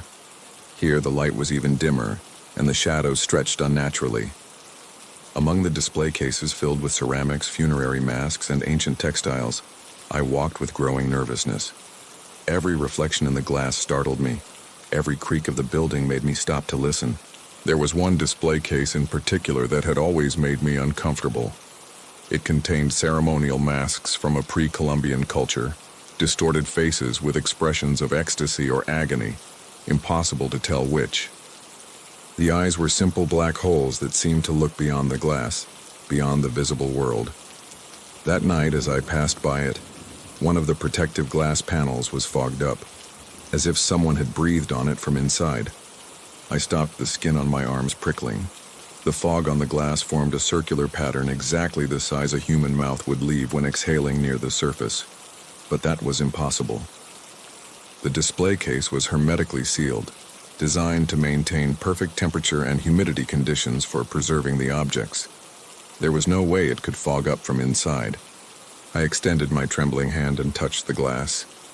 It was cold, freezing even, much colder than it should be.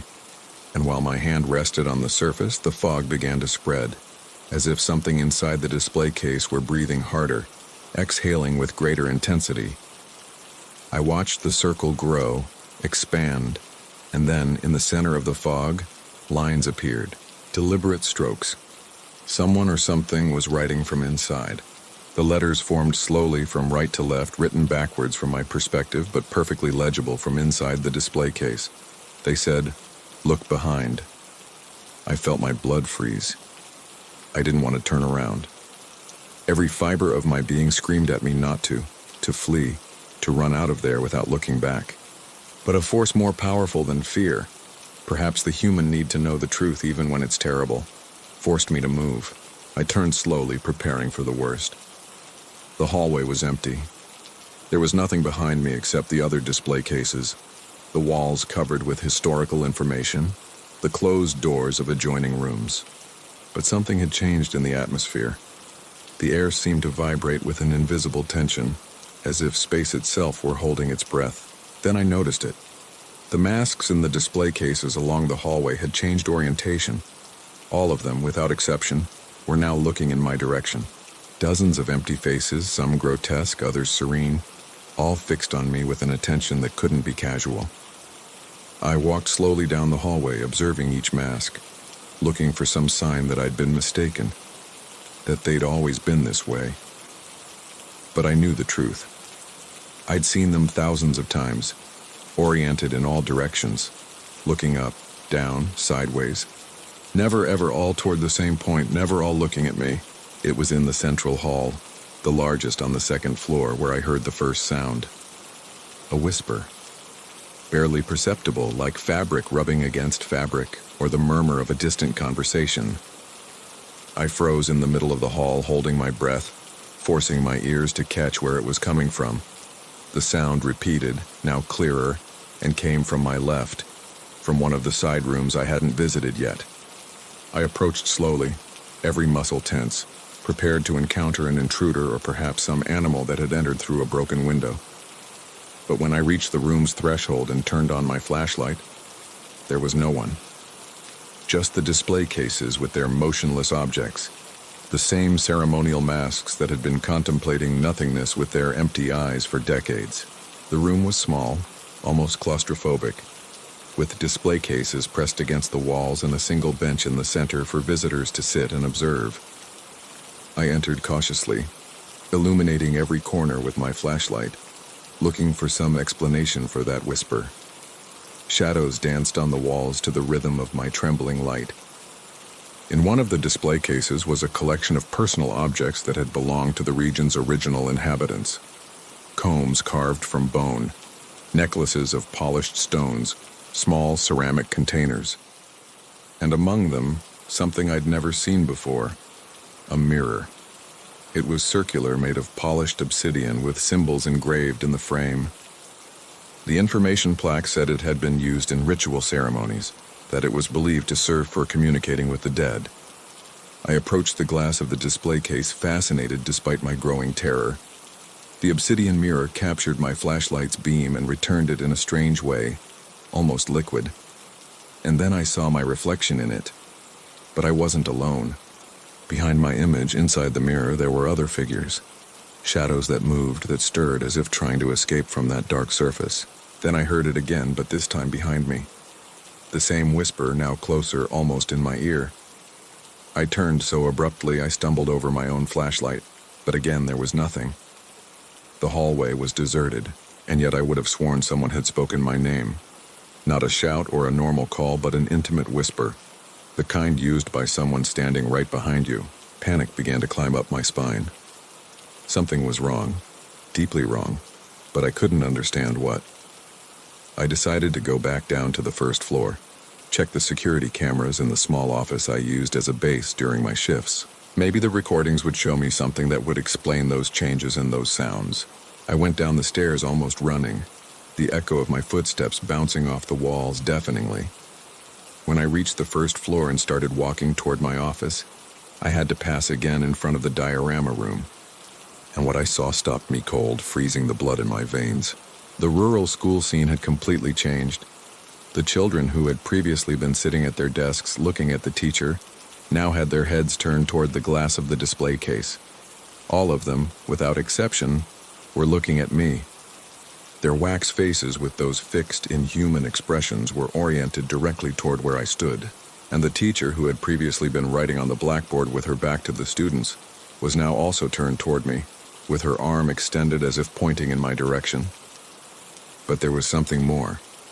On the blackboard in white chalk on a black background, 3 words were written: "It is time." A moan escaped my throat. I backed up several steps, unable to look away from that impossible scene. The figures hadn't moved while I was watching them.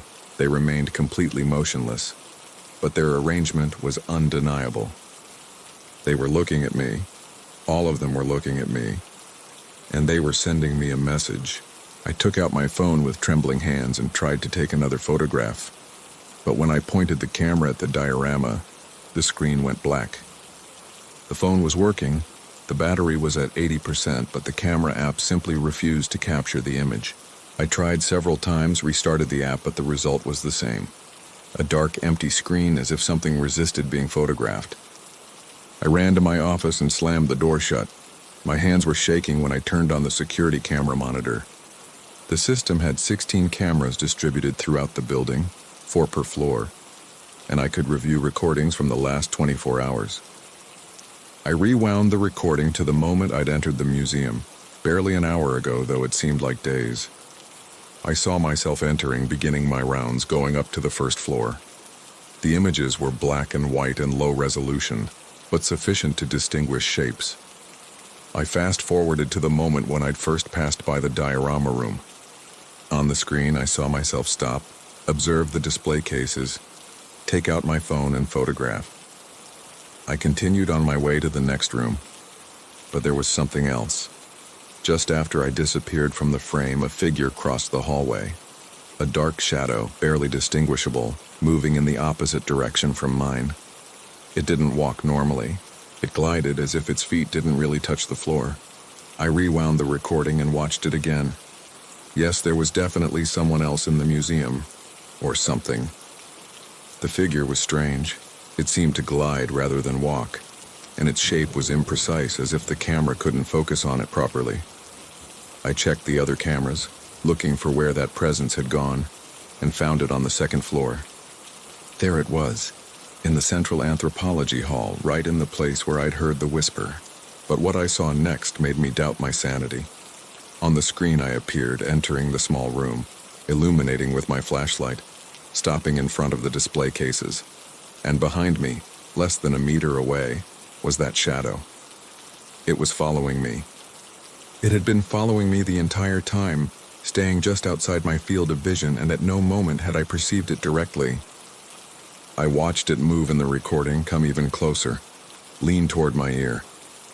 And at that precise moment in the recording, I saw my own body tense, turn abruptly.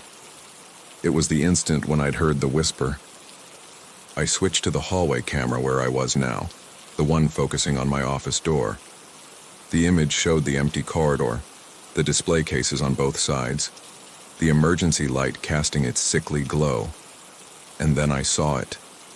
The shadow was there in the hallway in front of my door, motionless, watching. I pulled away from the monitor as if I'd been burned. My breathing had become erratic. The air seemed scarce in that small office. I looked toward the door, which was solid wood with a small glass window at the top. Through it I could see the hallway, perfectly lit by the emergency lights. There was nothing there. The corridor was empty. I looked back at the monitor. The shadow was still there in the same position, but now there was something different.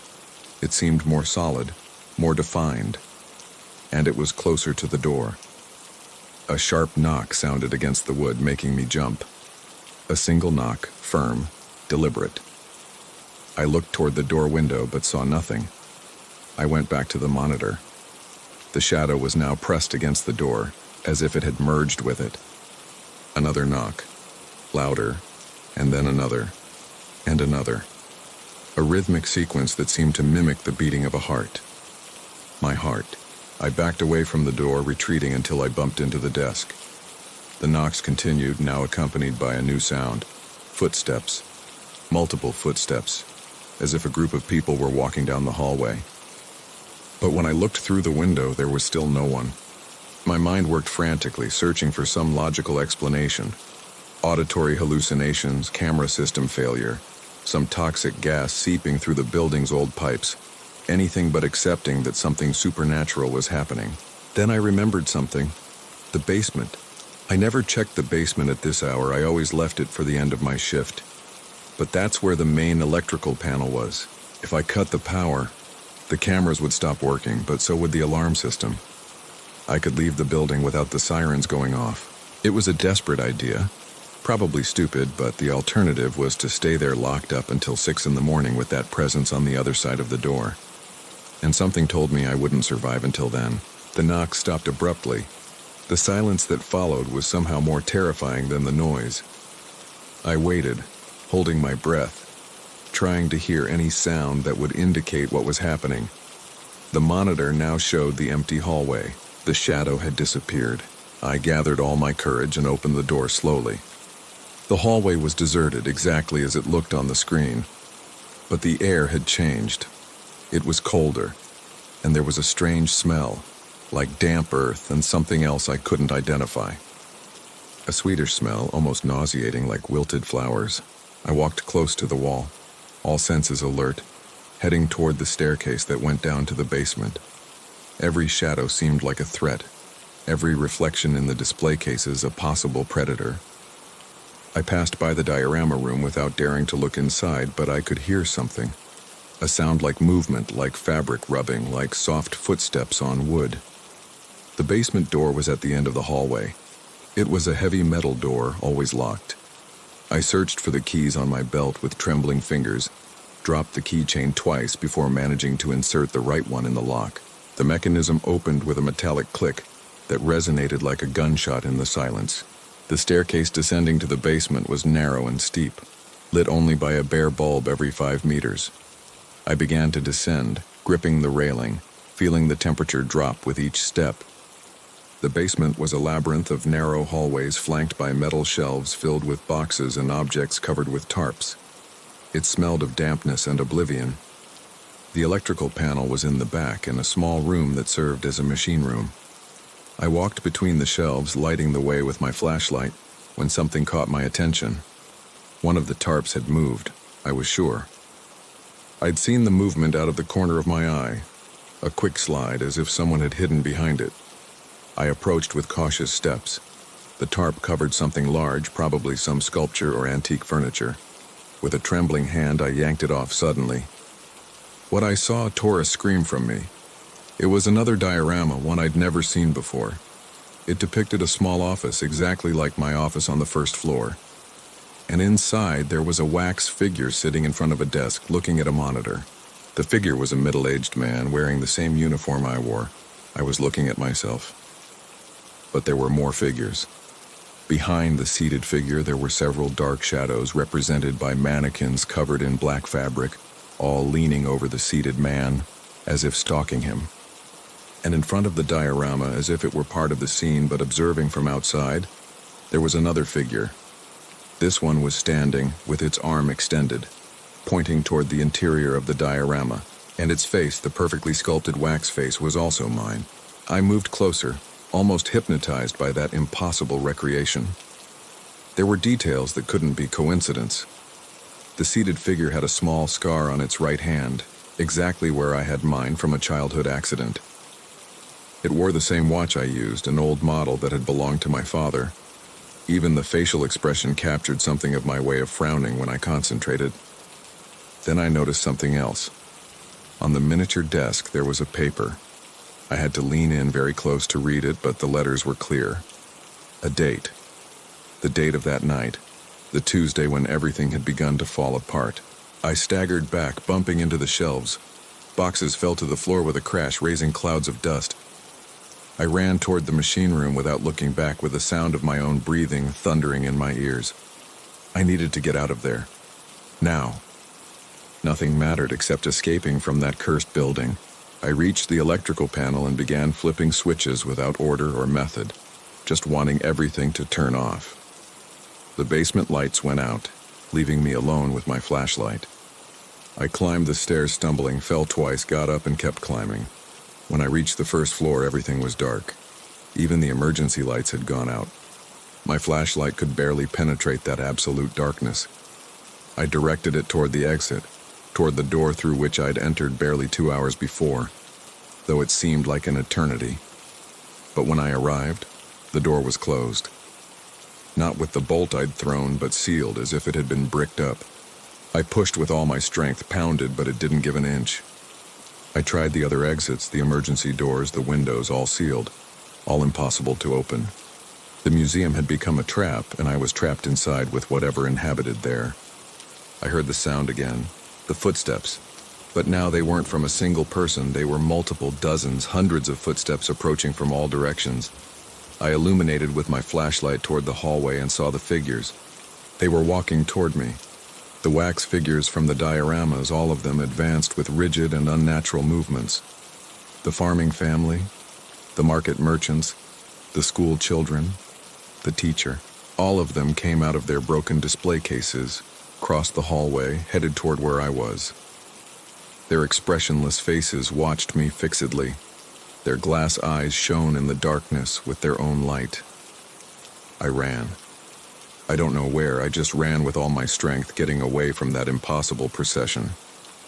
I climbed stairs, crossed rooms, got lost in the labyrinths of the museum's dark hallways. Behind me, the footsteps continued, relentless, getting closer and closer. My lungs burned. My legs threatened to give out at any moment. I tripped over something in the darkness, maybe a chair or a fallen pedestal, and fell face first to the floor. The flashlight rolled away from me, its light spinning crazily before stopping, pointing at a wall. I dragged myself toward it, recovered it, and when I turned around, I saw the figures were closer. Much closer. I reached a room I didn't recognize. It was impossible I could navigate that museum blindfolded, but I'd never seen that place. It was circular, with a glass dome in the ceiling that let in moonlight, and in the center of the room there was a single diorama, much larger than the others. It depicted the interior of the museum, a perfect recreation in reduced scale. And inside, moving between the miniature rooms, there was a small figure. I approached, trembling, and observed it. It was me. A tiny figure running through the hallways of the miniature museum, escaping from other even smaller figures that pursued it. As I watched, the miniature figure reached a circular room with a glass dome, the room where I was now. The figure approached a diorama in the center of that room, a diorama showing the museum, where another even smaller figure ran and reached another circular room with another diorama, and so on, in an infinite recursion that made me feel vertigo. The footsteps stopped behind me. I no longer needed to turn around to know the figures had caught up with me. I could feel their presence, dozens of motionless bodies forming a circle around me, and among them, closer, was the shadow I'd seen in the cameras. Now so close I could see it clearly. It wasn't a shadow. It was an absence, a void in human form, a hole in reality that absorbed light instead of reflecting it. And when it spoke, it did so with my own voice. It told me it had always been there, that the museum wasn't a building but a place between places, a point where time folded on itself. That every night for 4 years I'd been repeating the same routine without knowing it. That I'd died that first night 4 years ago, when something had failed in the basement's electrical system and I'd been electrocuted next to the control panel. That everything I'd lived since then were just echoes, the same night repeating over and over with small variations, like the diorama figures that changed position every time I passed by them. It told me that finally the moment had come to understand. That night, unlike all the previous ones, I'd managed to see the truth, and that now I had to take my place. The wax figures parted, opening a path toward the central diorama, and there, in the exact center of the miniature scene, there was an empty space, a gap in the shape of a man waiting for me. I tried to resist, cling to anything, scream, but my body no longer obeyed me. I walked toward the diorama as if I were a puppet, as if invisible strings were pulling my limbs, not because I wanted to, but because I no longer had a choice. I never had. Since that first night 4 years ago, my destiny had been to become one more figure in the collection, one more piece in the museum that wasn't a museum but a trap, prison, purgatory. When I touched the diorama, the world inverted. Suddenly I was tiny. I was inside the model, and the museum around me extended on an impossible scale. The figures that had pursued me were now giants, observing me from above. And the shadow, my shadow, solidified. It took my form, my face, my uniform. I watched it walk away, begin a new round through the museum, check the climate control systems, verify the doors, live my life, or rather, repeat my death once more. And I remained there, in the diorama, looking outward through the glass, waiting for another to come discover the truth, another who would walk the hallways, see the figures change position, hear the whispers, and finally understand too late that the museum never lets go of its pieces. Now I'm one more figure among the rest. Visitors pass by my display case during the day without really seeing me, observe the diorama without understanding that each figure in there was once someone real, someone who believed they could escape. And during the night, when the museum closes and the new maintenance technician arrives, I begin to move. Just a little at first, a subtle change of position, a turn of the head. Enough for them to notice, for them to begin doubting their sanity. Because that's the only freedom I have left. To be the beginning of the cycle for the next one. To be the first sign that something is wrong. To wait for another to come understand the truth and take their place, so that perhaps, some distant day, when there are enough figures in the diorama, enough trapped souls, the museum will finally be satiated and free us all. But that night hasn't arrived yet. And meanwhile, I remain here motionless during the day, moving during the night, trapped in a museum that exists outside of time, in a building that is more an idea than a place, waiting for the moment when a new technician crosses the back door and begins their night shift, without knowing they'll never finish it. Sometimes I wonder if the other figures trapped with me in this place also think, if they also remember who they were before becoming pieces of an eternal collection. But I never get an answer. Only silence. A silence that extends through days, months, years, with no distinction between one and another, because here time doesn't really exist. Only the wait exists, the repetition, the cycle that never ends. And every time a new technician crosses that door, part of me hopes it will be different, that they'll manage to escape, that they'll break the pattern. But they never do. We never do. Because the museum always wins. It has always won, and it always will.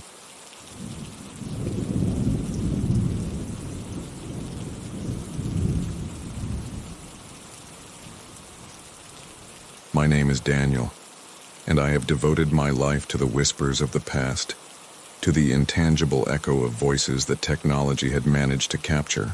I was a restorer of old recordings, not in the strict sense of an inventor, but as an archaeologist of sound, someone who brought life back to traces of wax and metal that captured moments before electronics simplified everything. My laboratory was a sanctuary, an anechoic chamber where time stood still, where only the vibration of a needle over a millimetric groove mattered. I had restored recordings of forgotten presidents, opera singers who only lived in popular imagination, even the last testimony of a World War I soldier. But my search was always the same, to find the unique piece, one that contained not just sound but also history, mystery, and soul, something that transcended simple documentation and connected me with the essence of immutable time. For years I pursued that professional ghost through auctions in Europe, contacts with private collectors, and dusty archives of bankrupt institutions. My obsession finally led me to a remote corner of Galicia, to a forgotten and ruined manor that had been home to a fallen noble family. The place rose like a skeleton of stone against the gray Atlantic sky, with towers partially collapsed and windows like empty sockets. Ivy devoured the outer walls, and the garden that must once have been majestic was now a jungle of weeds and twisted trees. Local legends spoke of a young woman, Clara, who had died tragically in the manor at the end of the 19th century, a death shrouded in rumors of forbidden love and desperation. The oldest villagers crossed themselves when mentioning the place, and no shepherd brought their livestock near those walls. The property was being liquidated by heirs who had never lived there, descendants who had fled to Madrid and Barcelona decades ago, eager to convert the family curse into cash. The auction took place in a dusty room on the second floor, with dim light filtering through dirty windows. We were barely 6 people, a fat antique dealer from Santiago, 2 English tourists looking for curiosities, an older woman who turned out to be a local historian, the notary conducting the sale, and me. The tables displayed a sad collection of objects: tarnished silver candelabras, books with pages stuck together by moisture, family portraits with faces erased by time, a pendulum clock that had stopped marking hours a century ago. And then I saw it. In a corner, almost hidden under a threadbare tapestry, rested a dark wooden hand-crank phonograph with a brass horn green from oxidation. Next to it, in a small box of faded velvet, lay a dark gray wax cylinder, almost destroyed by time and humidity. The cylinder looked like it had been buried and then hastily unearthed, with dirt stains still adhering to its surface. My heart raced. I immediately recognized the piece's antiquity. It was a first-generation Edison cylinder, probably from the 1890s. But there was something more, something that made my skin crawl even before touching it. The cylinder emanated a presence, an emotional weight that no other artifact in that room possessed. I asked the notary if that phonograph worked. The man was thin with round glasses and seemed anxious to finish with everything. He answered indifferently that he had no idea. He explained that the device came from the attic and that no one had touched those things in decades. The heirs wanted to throw it all away, but the historian had insisted it should be cataloged first. I approached the historian, a woman of about 70 with white hair pulled back in a severe bun. I asked if she knew anything about that cylinder. She looked at me with a mixture of curiosity and what might have been apprehension.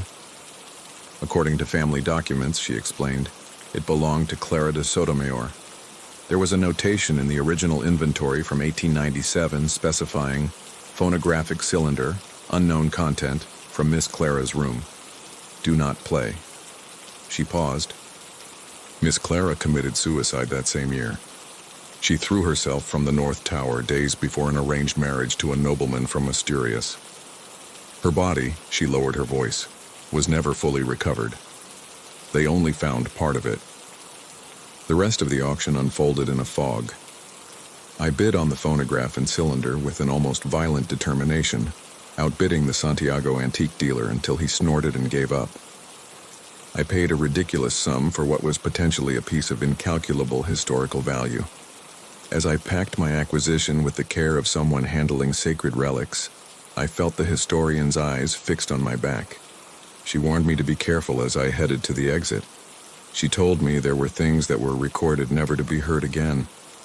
That family had its secrets, secrets they preferred to bury with their dead. I didn't listen to her. I was an academic, a scientist of sound. I didn't believe in curses. I should have listened. I transported the cylinder to my laboratory in Barcelona, with the delicacy of someone carrying a still-beating heart. During the train journey, I kept the box in my lap, unable to store it in the overhead compartment. Something in my instinct told me I shouldn't lose sight of it. The following 3 weeks were a descent into the purest obsession. I converted my laboratory into a monastic cell dedicated exclusively to restoring the cylinder. I worked under dim light, with jeweler's precision tools and stabilizing chemicals imported from Germany. The wax was extraordinarily fragile, each groove a potential crack, and the process was a meditation on time's fragility. The first day I only cleaned the outer surface with camel hairbrushes, removing decades of encrusted dirt. The second day I analyzed the wax's chemical composition under the microscope, discovering it had an unusual formulation, with traces of beeswax mixed with paraffin, a combination that wasn't standard in commercial cylinders of the era. Someone had made this cylinder specifically, perhaps in the manner itself. By the third day I had stopped answering phone calls. My colleague Martine, worried, left 3 messages on my answering machine asking if I'd died, telling me I hadn't shown up at the university for a week and asking if I was okay, begging me to call him. I deleted the messages without listening to them completely. I slept on the laboratory couch, fed myself cold coffee and dry crackers I chewed mechanically while studying the groove patterns under the magnifying glass. I stopped showering. I stopped changing clothes. The only thing that mattered was that cylinder and the voice it promised to reveal. During the second week, I had my first false positive. I had connected the cylinder to a state-of-the-art laser reading system, a technology that allowed listening to the content without physically touching the wax. Through the headphones, I caught what seemed to be a voice, a female whisper saying something unintelligible. My pulse shot up. I recorded the segment and amplified it, filtered it, eliminated the interference. It was nothing. Just the equipment's own noise, an electronic artifact that my desperate brain had converted into words. I collapsed onto the table, exhausted and disappointed. But I couldn't stop. I didn't want to. By the third week, Martine came personally. He pounded on the laboratory door for 10 minutes. I was inside, motionless, waiting for him to leave. I heard him murmur something about me needing help before leaving. I never heard from him again. The chemical restoration was delicate and dangerous. I had to stabilize the microscopic cracks with a special polymer, applied with a precision syringe under the microscope. One wrong move, and the cylinder would disintegrate. My hands trembled from lack of sleep and excess caffeine, but somehow, I managed to keep my pulse steady when it mattered. Finally, after 23 days of continuous work, the cylinder was ready. I had cleaned it, stabilized it, and mounted it on the restored phonograph with a new sapphire needle. The machine gleamed under the laboratory lights as if it had been built yesterday and not over a century ago. The first sign that it wasn't a normal recording was not the voice, but the laboratory's own reaction. When connecting the phonograph to my low-frequency amplification equipment to digitally record the content, I felt a wave of cold that had nothing to do with climate control. The digital thermometer's temperature didn't change, but my bones felt a deep chill, as if something had passed through me. The air thickened. The lights flickered once briefly. And in that moment, I knew with a primitive and irrational certainty that I was about to cross a threshold from which I couldn't return. But I didn't stop. I was unable to stop. I placed the cylinder on the phonograph's spindle with trembling hands.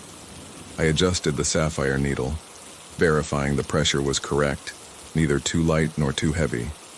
A mistake, and I would destroy the only possible playback. I put on professional headphones. I turned on the digital recording systems, and I wound the mechanism. The initial hiss, the white noise of the 19th century, lasted a few eternal seconds. Then, as if emerging from a deep well, the voice arose. It was a woman's voice, young with a sweet timbre but affected by a deep and ancient sadness. She didn't sing or recite. She spoke in an intimate tone, almost confessional, as if she were kneeling before an invisible confessional, sharing her darkest sins with a God who had stopped listening. The woman identified herself as Clara de Sotomayor y Mendoza. She said that day was October 16th, 1897. She was recording this because she needed someone someday to understand. She couldn't allow history to forget her like her forgotten sisters. Her accent was that of the Galician nobility of the era, with that particular musicality that no longer exists. The words were fragmented by small pauses where I could hear her labored breathing. She explained that her father, Don Enrique de Sotomayor, had decided her destiny as one decides the fate of a breeding mare. He would marry her to the Marquis of Ribadizela, a man who doubled her age, who had 3 dead wives to his credit and a reputation for cruelty that even the servants whispered about. She didn't care what they said about him. She cared that he wasn't Fernando. The name left her lips like a prayer. Fernando was the gardener's son, she continued explaining. The man who taught her to read the stars, who recited poetry under the lemon trees, who kissed her by the pond and promised her a love not bound to titles or lands. Her father discovered their meetings. He beat Fernando until he was unrecognizable and expelled him from the property with the threat of killing him if he returned. Fernando left for America without even being able to say goodbye to her. A sob interrupted the narration. It wasn't an acted sob. It was the real and heartbreaking sound of someone breaking. She recounted that she had tried to plead, tried to reason, tried to rebel. Nothing worked. The wedding would be in 4 days. 4 days for her life to end, and her life and death to begin. There was a long pause where only the recording's crackling could be heard. She had made a decision, she said. She wouldn't allow them to force her. She preferred death with dignity to life in chains. But before leaving, she needed to hide something. The only thing that truly belonged to her. The key to the diary where she wrote everything about Fernando and her. Her father took it from her when he discovered her secret, but she recovered it. She hid it where he could never find it. The voice became more intense, almost feverish. If someone heard this someday, she asked them to know she wasn't a coward. She was brave in choosing, and to know they didn't let her finish what she had started. She would return for the key. She would always return for the key. Until someone found the diary and read her story. Until someone gave them the justice they were denied. She swore it on her immortal soul. She would return. The cylinder ended with a mechanical click. The silence that followed was so dense I could feel it pressing against my eardrums. I turned off the phonograph with trembling hands. My first instinct was that of a professional. I had captured an extraordinary historical document, a direct testimony of a 19th century tragedy.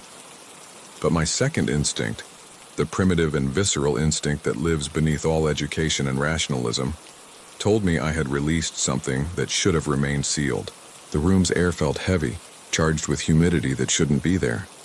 It smelled of wet earth and wilted flowers. And for the first time in my adult life, I felt true fear. I spent the next 2 hours analyzing the recording with my spectral analysis equipment. The results were anomalous. The frequency of Clara's voice didn't behave like that of a normal recording. In a conventional recording, the sound wave distributes predictably across the audible spectrum. Clara's voice, however, showed energy peaks in ultra-low frequencies below 20 Hz in the infrasound range. These frequencies couldn't be produced by a normal human voice, and certainly couldn't be recorded by an 1897 phonograph. Even more disturbing, when I isolated these infrasounds and amplified them, I heard something that froze my blood. A second voice, masculine, superimposed, whispering something that sounded like "help her" over and over, a desperate litany that shouldn't be there. I examined the cylinder physically under the electron microscope, looking for some explanation. That's when I found it. Embedded in one of the grooves, almost invisible, there was a tiny metal fragment. I extracted it with precision tweezers and analyzed it. It was ancient bronze, oxidized, with an irregular but unmistakable shape. It was the broken tip of a key. A 19th century key, fractured and embedded in the wax, probably at the very moment of recording. Clara hadn't hidden the key. She had broken it and embedded it in the cylinder. The cylinder was the hiding place.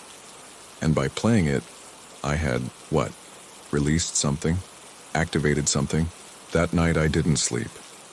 I sat in my laboratory looking at the cylinder resting innocently in its velvet box, wondering if I should destroy it immediately, or if my professional duty obligated me to preserve it. At 3 a.m, I made my decision. I needed to know more about Clara, about the exact circumstances of her death, about what really happened in that manor. Only then could I decide what to do with the recording. That decision was my second mistake. The next day I traveled to the Central Library of Galicia in Santiago de Compostela. It was an 18th century building, all gray stone and hallways that smelled of old paper and candle wax. The historical archives section was in the basement, a labyrinth of metal shelves that creaked under the weight of yellowed bundles. The archivist, a middle-aged woman with glasses hanging from a gold chain, looked at me with professional curiosity when I explained what I was looking for. When I asked about the Soto Mayors, she confirmed they had the family archives. They were donated by the heirs about 20 years ago. She guided me through the hallways to a particularly dusty section. No one ever consulted them, she explained. It was a complicated family, a lot of tragedy. She left me alone with 3 boxes of documents. I spent the next 6 hours immersed in the history of the Soto Mayors, a family whose genealogical tree was marked by premature deaths, inexplicable accidents, and romantic tragedies. I found Clara's death certificate, date October 20th, 1897. Cause of death, fall from a height, suicide. But there was a note added by hand by the forensic doctor, specifying that the body was found in an advanced state of decomposition, inconsistent with the time elapsed since death. Only parts of the torso and one extremity were recovered. Rest not located. Chilling, but still explainable. Perhaps wild animals had... Then I found the diary. It wasn't Clara's diary, but her father's, Don Enrique de Sotomayor. It was a family accounting book, but in the margins there were personal notes. One entry, dated October 18th, 1897, related that he had burned Clara's diary. The words she wrote about that bastard gardener were obscene, an affront to God and the family lineage. He found the key where she had hidden it in her jewelry box, and broke it in front of her eyes so she would know she would never again have secrets to hide from him. She looked at him with a hatred that wasn't human. She told him he would regret it. that she wouldn't leave him in peace even after death. The father crossed all that out as nonsense from a hysterical girl. 2 days later, Clara was dead, but there was more. Buried in a loose letter inside the bundle, I found a testimony from the manor's chaplain, written in 1898. Since Miss Clara's death, he wrote, the house had been prey to inexplicable phenomena. Footsteps were heard in her old room, though no one lived there. Her voice, soft and melancholic, echoed in the hallways during the night. Don Enrique had fallen ill with nerves and didn't leave his chambers. The servants deserted one after another. The chaplain had performed 3 exorcisms without result. He believed what remained in that house wasn't a demon, but something worse. A soul that refused to accept its fate. Don Enrique died 6 months after his daughter of a heart attack. He was 42 years old. I copied all the relevant documents and returned to Barcelona on the last night train. Throughout the journey, I had the sensation that someone was sitting in the empty seat across from me, watching me in silence. Every time I looked, there was no one, but the sensation didn't disappear. When I arrived at my apartment, it was 2 in the morning. I left the briefcase by the door and went straight to the bathroom to wash my face. Cold water would help me think, process everything I'd discovered. I turned on the faucet. I leaned over the sink, and when I looked up at the mirror, I almost screamed. There was a silhouette behind me. It was blurry, as if seen through fogged glass, but unmistakably a female figure. Tall, thin, dressed in something dark that could have been a period dress. I spun around abruptly. There was no one. I looked back at the mirror. The silhouette had disappeared, but the mirror was fogged up, covered in vapor, despite the fact that I hadn't used hot water. And in the vapor, traced as if by an invisible finger, were 2 words, the key. I didn't sleep that night. I sat in the living room with all the lights on, drinking whiskey straight from the bottle, trying to convince myself it had been a hallucination, the product of too much coffee and too little sleep. But I knew the truth. Clara had crossed over. The cylinder wasn't just a recording, it was an anchor, a connection point between her time and mine, between her death and my present. And I, by listening to her voice, had become the receiver of her message, the recipient of her unfulfilled promise. Over the following days, the manifestations intensified. The cylinder began appearing in places where I hadn't left it. I stored it in its box in the laboratory under lock and key, and it appeared on my nightstand. I returned it to the laboratory, and it appeared in the kitchen, next to the coffee maker. There was no rational explanation. The sound started as whispers, a low murmur like distant conversation that came from the walls. At first I thought it was the neighbors, but when I pressed my ear against the wall, the voices stopped abruptly, as if they knew I was listening. Then came the footsteps, soft like someone barefoot walking through my apartment's hallway in the early morning hours. I got up to investigate and found nothing, but I could feel a presence, a displacement of air indicating something had moved just before I arrived. One night, while trying to work on my computer, all the browser windows closed simultaneously and the cursor moved on its own, opening a text document. I watched, paralyzed, as letters appeared on the screen, one by one, as if someone invisible were writing a message asking me not to destroy the cylinder because it was the only proof of her existence and to help her find it. I whispered to the empty air, asking what I should find if it was the key. Because I'd already found it, it was broken inside the cylinder. The cursor continued moving, writing that it wasn't about the key but the diary. Her father burned it, but he lied. It was hidden in the manor, in the tower. The room suddenly chilled. My breath became visible. And then I saw her, not as a shadow or a reflection, but standing before me, as solid and real as any living person. Clara was beautiful in a way that was painful to behold. She had the pale, delicate face of noble women of her era, with high cheekbones and dark eyes sunken in deep sockets. Her black hair fell in disheveled waves over her shoulders. The navy blue dress she wore was soaked, dripping water that left no puddles on the floor. But her eyes were what terrified me. They were empty, not physically but emotionally, like windows to an abyss of pain so deep no human being should contain it. She extended a hand toward me. In her palm, the ghostly image of an ancient iron key gleamed translucent. more an idea of a key than a real key. She asked for help. Her voice didn't come from her mouth but resonated directly inside my head, vibrating in my bones. She asked me to help her finish what they didn't let her finish. I wanted to respond. I wanted to ask what she needed exactly, but I couldn't. Terror had completely paralyzed me, turning my tongue to stone. She took a step closer, then another. The water from her dress now dripped visibly, forming dark puddles on my wooden floor. The smell of dampness and wet earth became overwhelming. When she was inches from me, she raised her hand and placed it on my chest, directly over my heart. Her touch was ice. A cold so deep I felt my heart stop. I saw my breath freeze in the air. I felt something inside me break, not physically, but at a deeper, more fundamental level. She ordered me to return to the manor. Her voice whispered inside my mind that I had to do it before it was too late, before I became what she was. And she disappeared. I collapsed on the floor, gasping, with my chest burning where she had touched me. When I tore off my shirt with trembling hands, I saw the mark, a pale handprint etched on my skin like a burn, but cold to the touch. It wasn't a scar, it was a connection. And I knew, with terrifying certainty, that Clara wouldn't leave me alone until I fulfilled her will. I could flee to the end of the world, but she would find me. Because now we were united, bound by the cylinder and the broken key and her promise from 1897, I had to return to the manor. I had to find the diary, or lose my soul in the attempt. The return journey to Galicia was a nightmare. Every time I closed my eyes, I saw her face. Every time I fell asleep, I dreamed of the manor, of its collapsed towers and rooms full of shadows.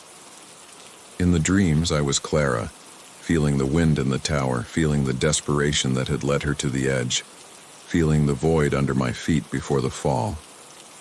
I arrived at the manor at sunset. The building rose against the orange sky like an accusing skeleton. The main doors were chained after the auction, but I found a side entrance through the kitchen with a rusted lock that yielded after a few blows. The interior smelled of abandonment and something darker, more ancient. I turned on my flashlight and the light cut through the dust suspended in the air, creating ghostly columns of light. The remaining furniture was covered with white sheets that looked like shrouds. I climbed the main stairs toward the north tower, where, according to the documents, Clara's room was. Each step creaked under my feet, an announcement of my presence in a place where I shouldn't be. The door to her room was ajar. I pushed it carefully. The room was smaller than I'd imagined, with a narrow bed against one wall, a carved wooden wardrobe, and a desk by the window. Everything was covered in dust, as if time had stopped the day of her death. But in the center of the room, there was something that shouldn't be there. Footprints. Footprints of bare feet in the dust, recent, leading from the door to the wardrobe and then to the window. I followed the footprints to the wardrobe. The doors were closed, but not locked. I opened them. Inside, hanging from rusted hangers, were 3 period dresses, all navy blue, all soaked, dripping water that formed a puddle at the bottom of the wardrobe. And hanging from one of them, tied with a red ribbon, was an envelope, a modern envelope of white paper, completely out of place in that 19th century setting. With trembling hands, I took the envelope and opened it. Inside was a single sheet of paper with elegant handwriting addressed to me. The message specified that the diary was at the base of the tower, in the hollow behind the 3rd stone from the ground, east side. Her father hid it there after saying he had burned it. He was always a liar. She asked me to find it, to read it, and then I would know what I had to do. She was waiting for me in the tower. She had always been waiting in the tower. It was signed by Clara. The paper felt frozen in my hands. How was it possible for there to be a modern note in a wardrobe sealed for over a century? The answer was obvious and terrifying. Clara could manifest not only in my world, but also here in the place of her death, where her presence was stronger.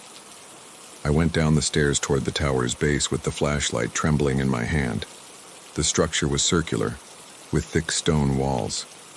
Inside there was a spiral staircase going up to the upper floors, but there was also an open space at the base, where provisions were probably stored in the past. I found the east side by orienting myself with my compass.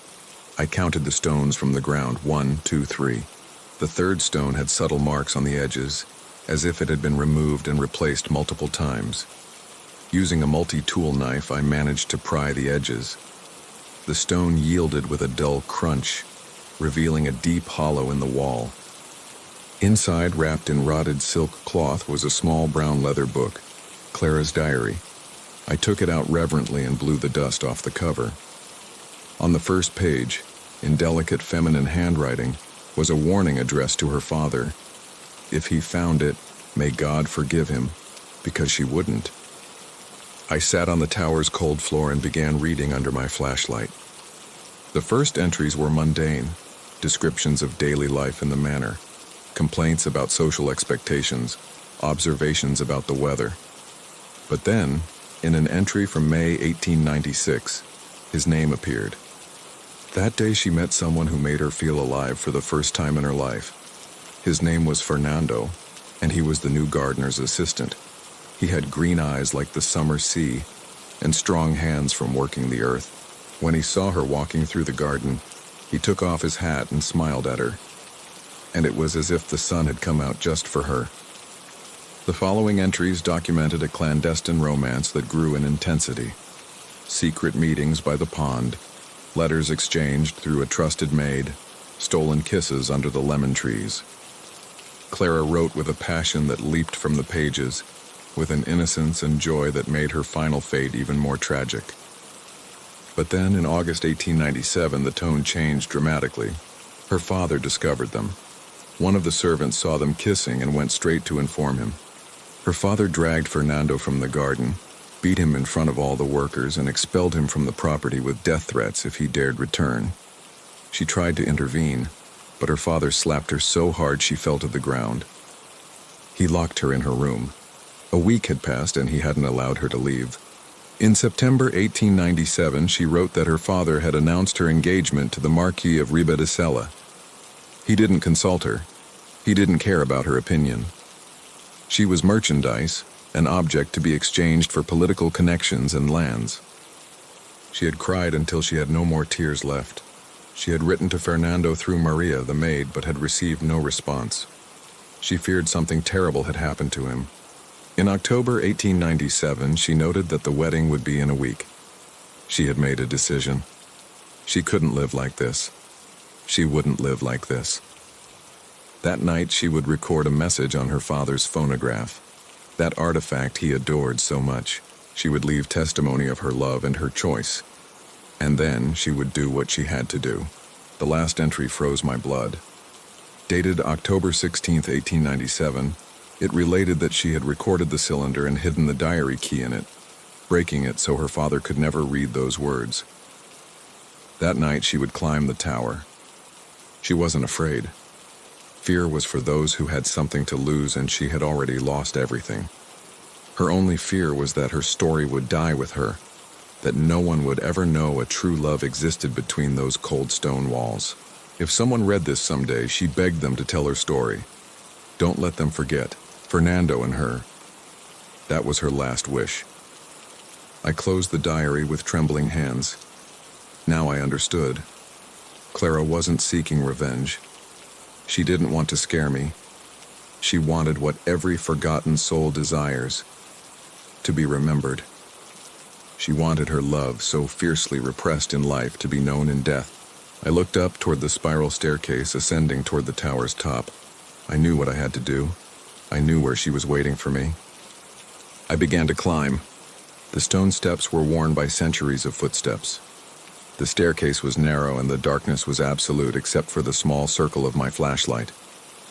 As I climbed, the temperature gradually descended, as if I were ascending not upward but downward, toward some place colder and darker than the world of the living. On the third floor, my flashlight flickered and went out. Darkness engulfed me completely. I hit the flashlight against my palm, trying to get it working again, but nothing. And then in the absolute darkness, I heard her voice. It wasn't the recording's voice, distorted by time and technology. It was her real voice, clear and close, as if she were right next to me on the staircase. She asked me not to be afraid, that I was almost there. I felt her hand take mine. It was cold, but not unpleasant. It was the hand of someone who has waited a long time to guide someone home. I let myself be led in the darkness, climbing steps I couldn't see, trusting a dead woman guiding me to her place of death. Logic screamed at me to flee, but something deeper, something that understood Clara's pain and loneliness, made me continue forward. Finally, we reached the top.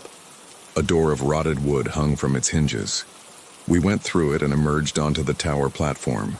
The night sky stretched above us, full of stars. The full moon illuminated the surrounding landscape, the dark fields, the distant forest, the manor ruins below. The wind blew strongly, bringing the smell of the distant sea. And there, standing by the parapet, was Clara.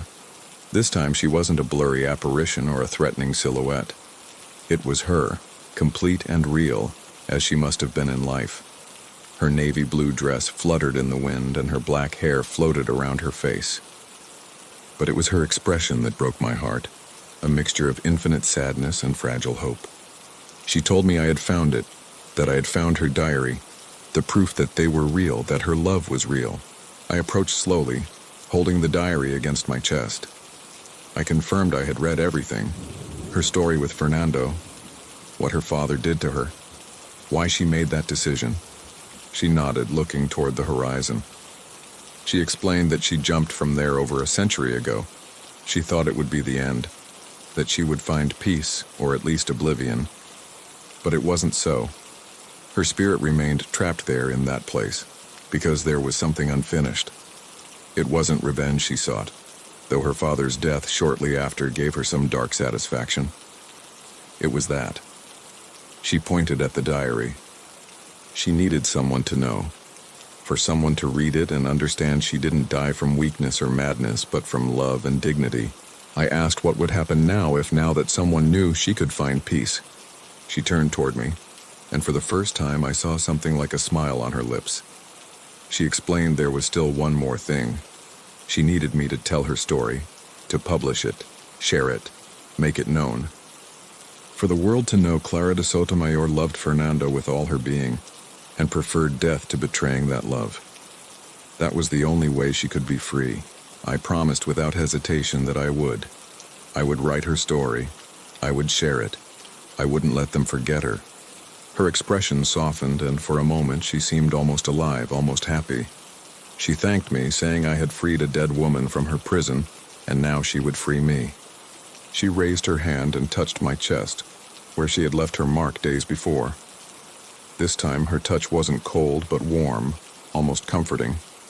The handprint on my skin began to fade, like smoke in the wind.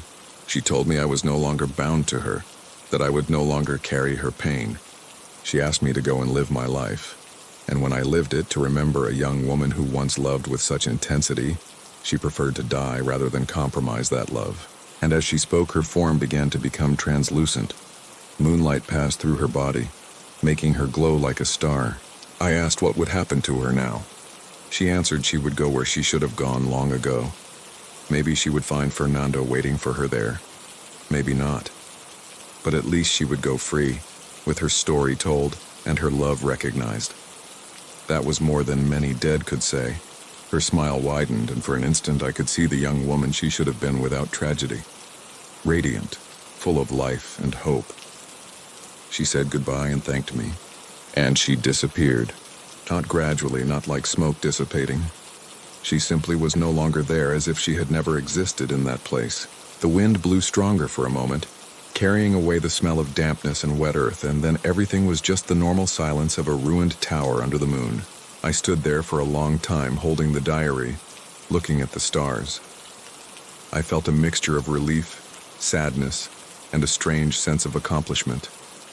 I had helped a lost soul find its way. I had witnessed something that defied all rational explanation, and I had a story to tell. I returned to Barcelona the next day. The journey was peaceful, without disturbing dreams, without invisible presences. The mark on my chest had completely disappeared, as if it had never existed. In my laboratory, the wax cylinder remained intact in its box. I played it one last time, recording Clara's story to preserve it digitally.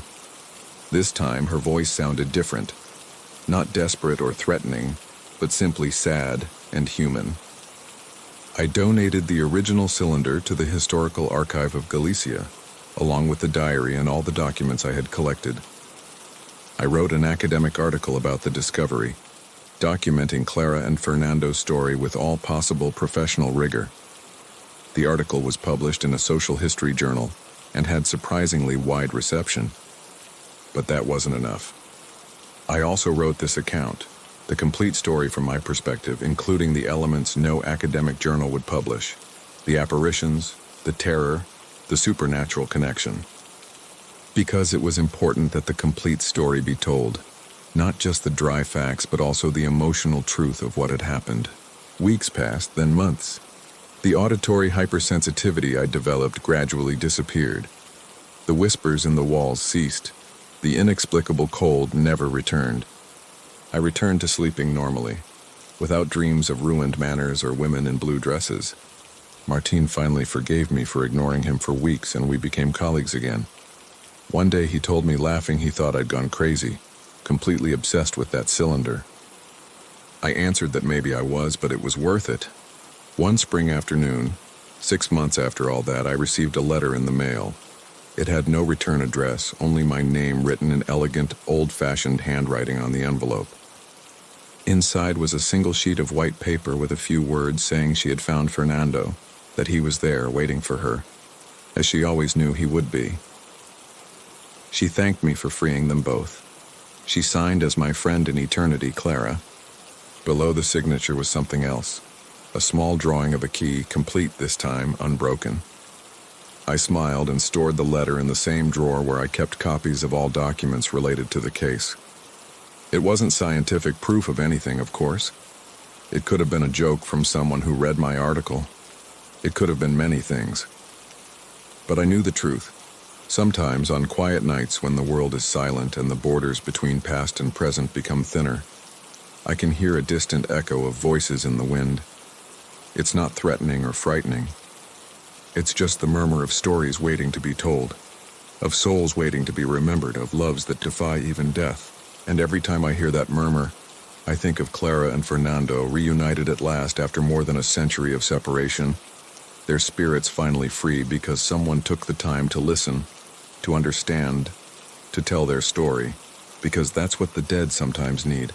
Not exorcisms or prayers, but simply to be remembered, to be recognized, to know their existence, however brief or tragic, left a mark on the world. I'm still a restorer of old recordings.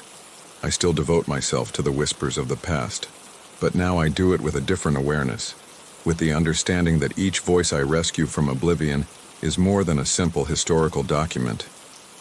It's a soul asking to be heard, and I have learned to listen not only with my ears but with my heart.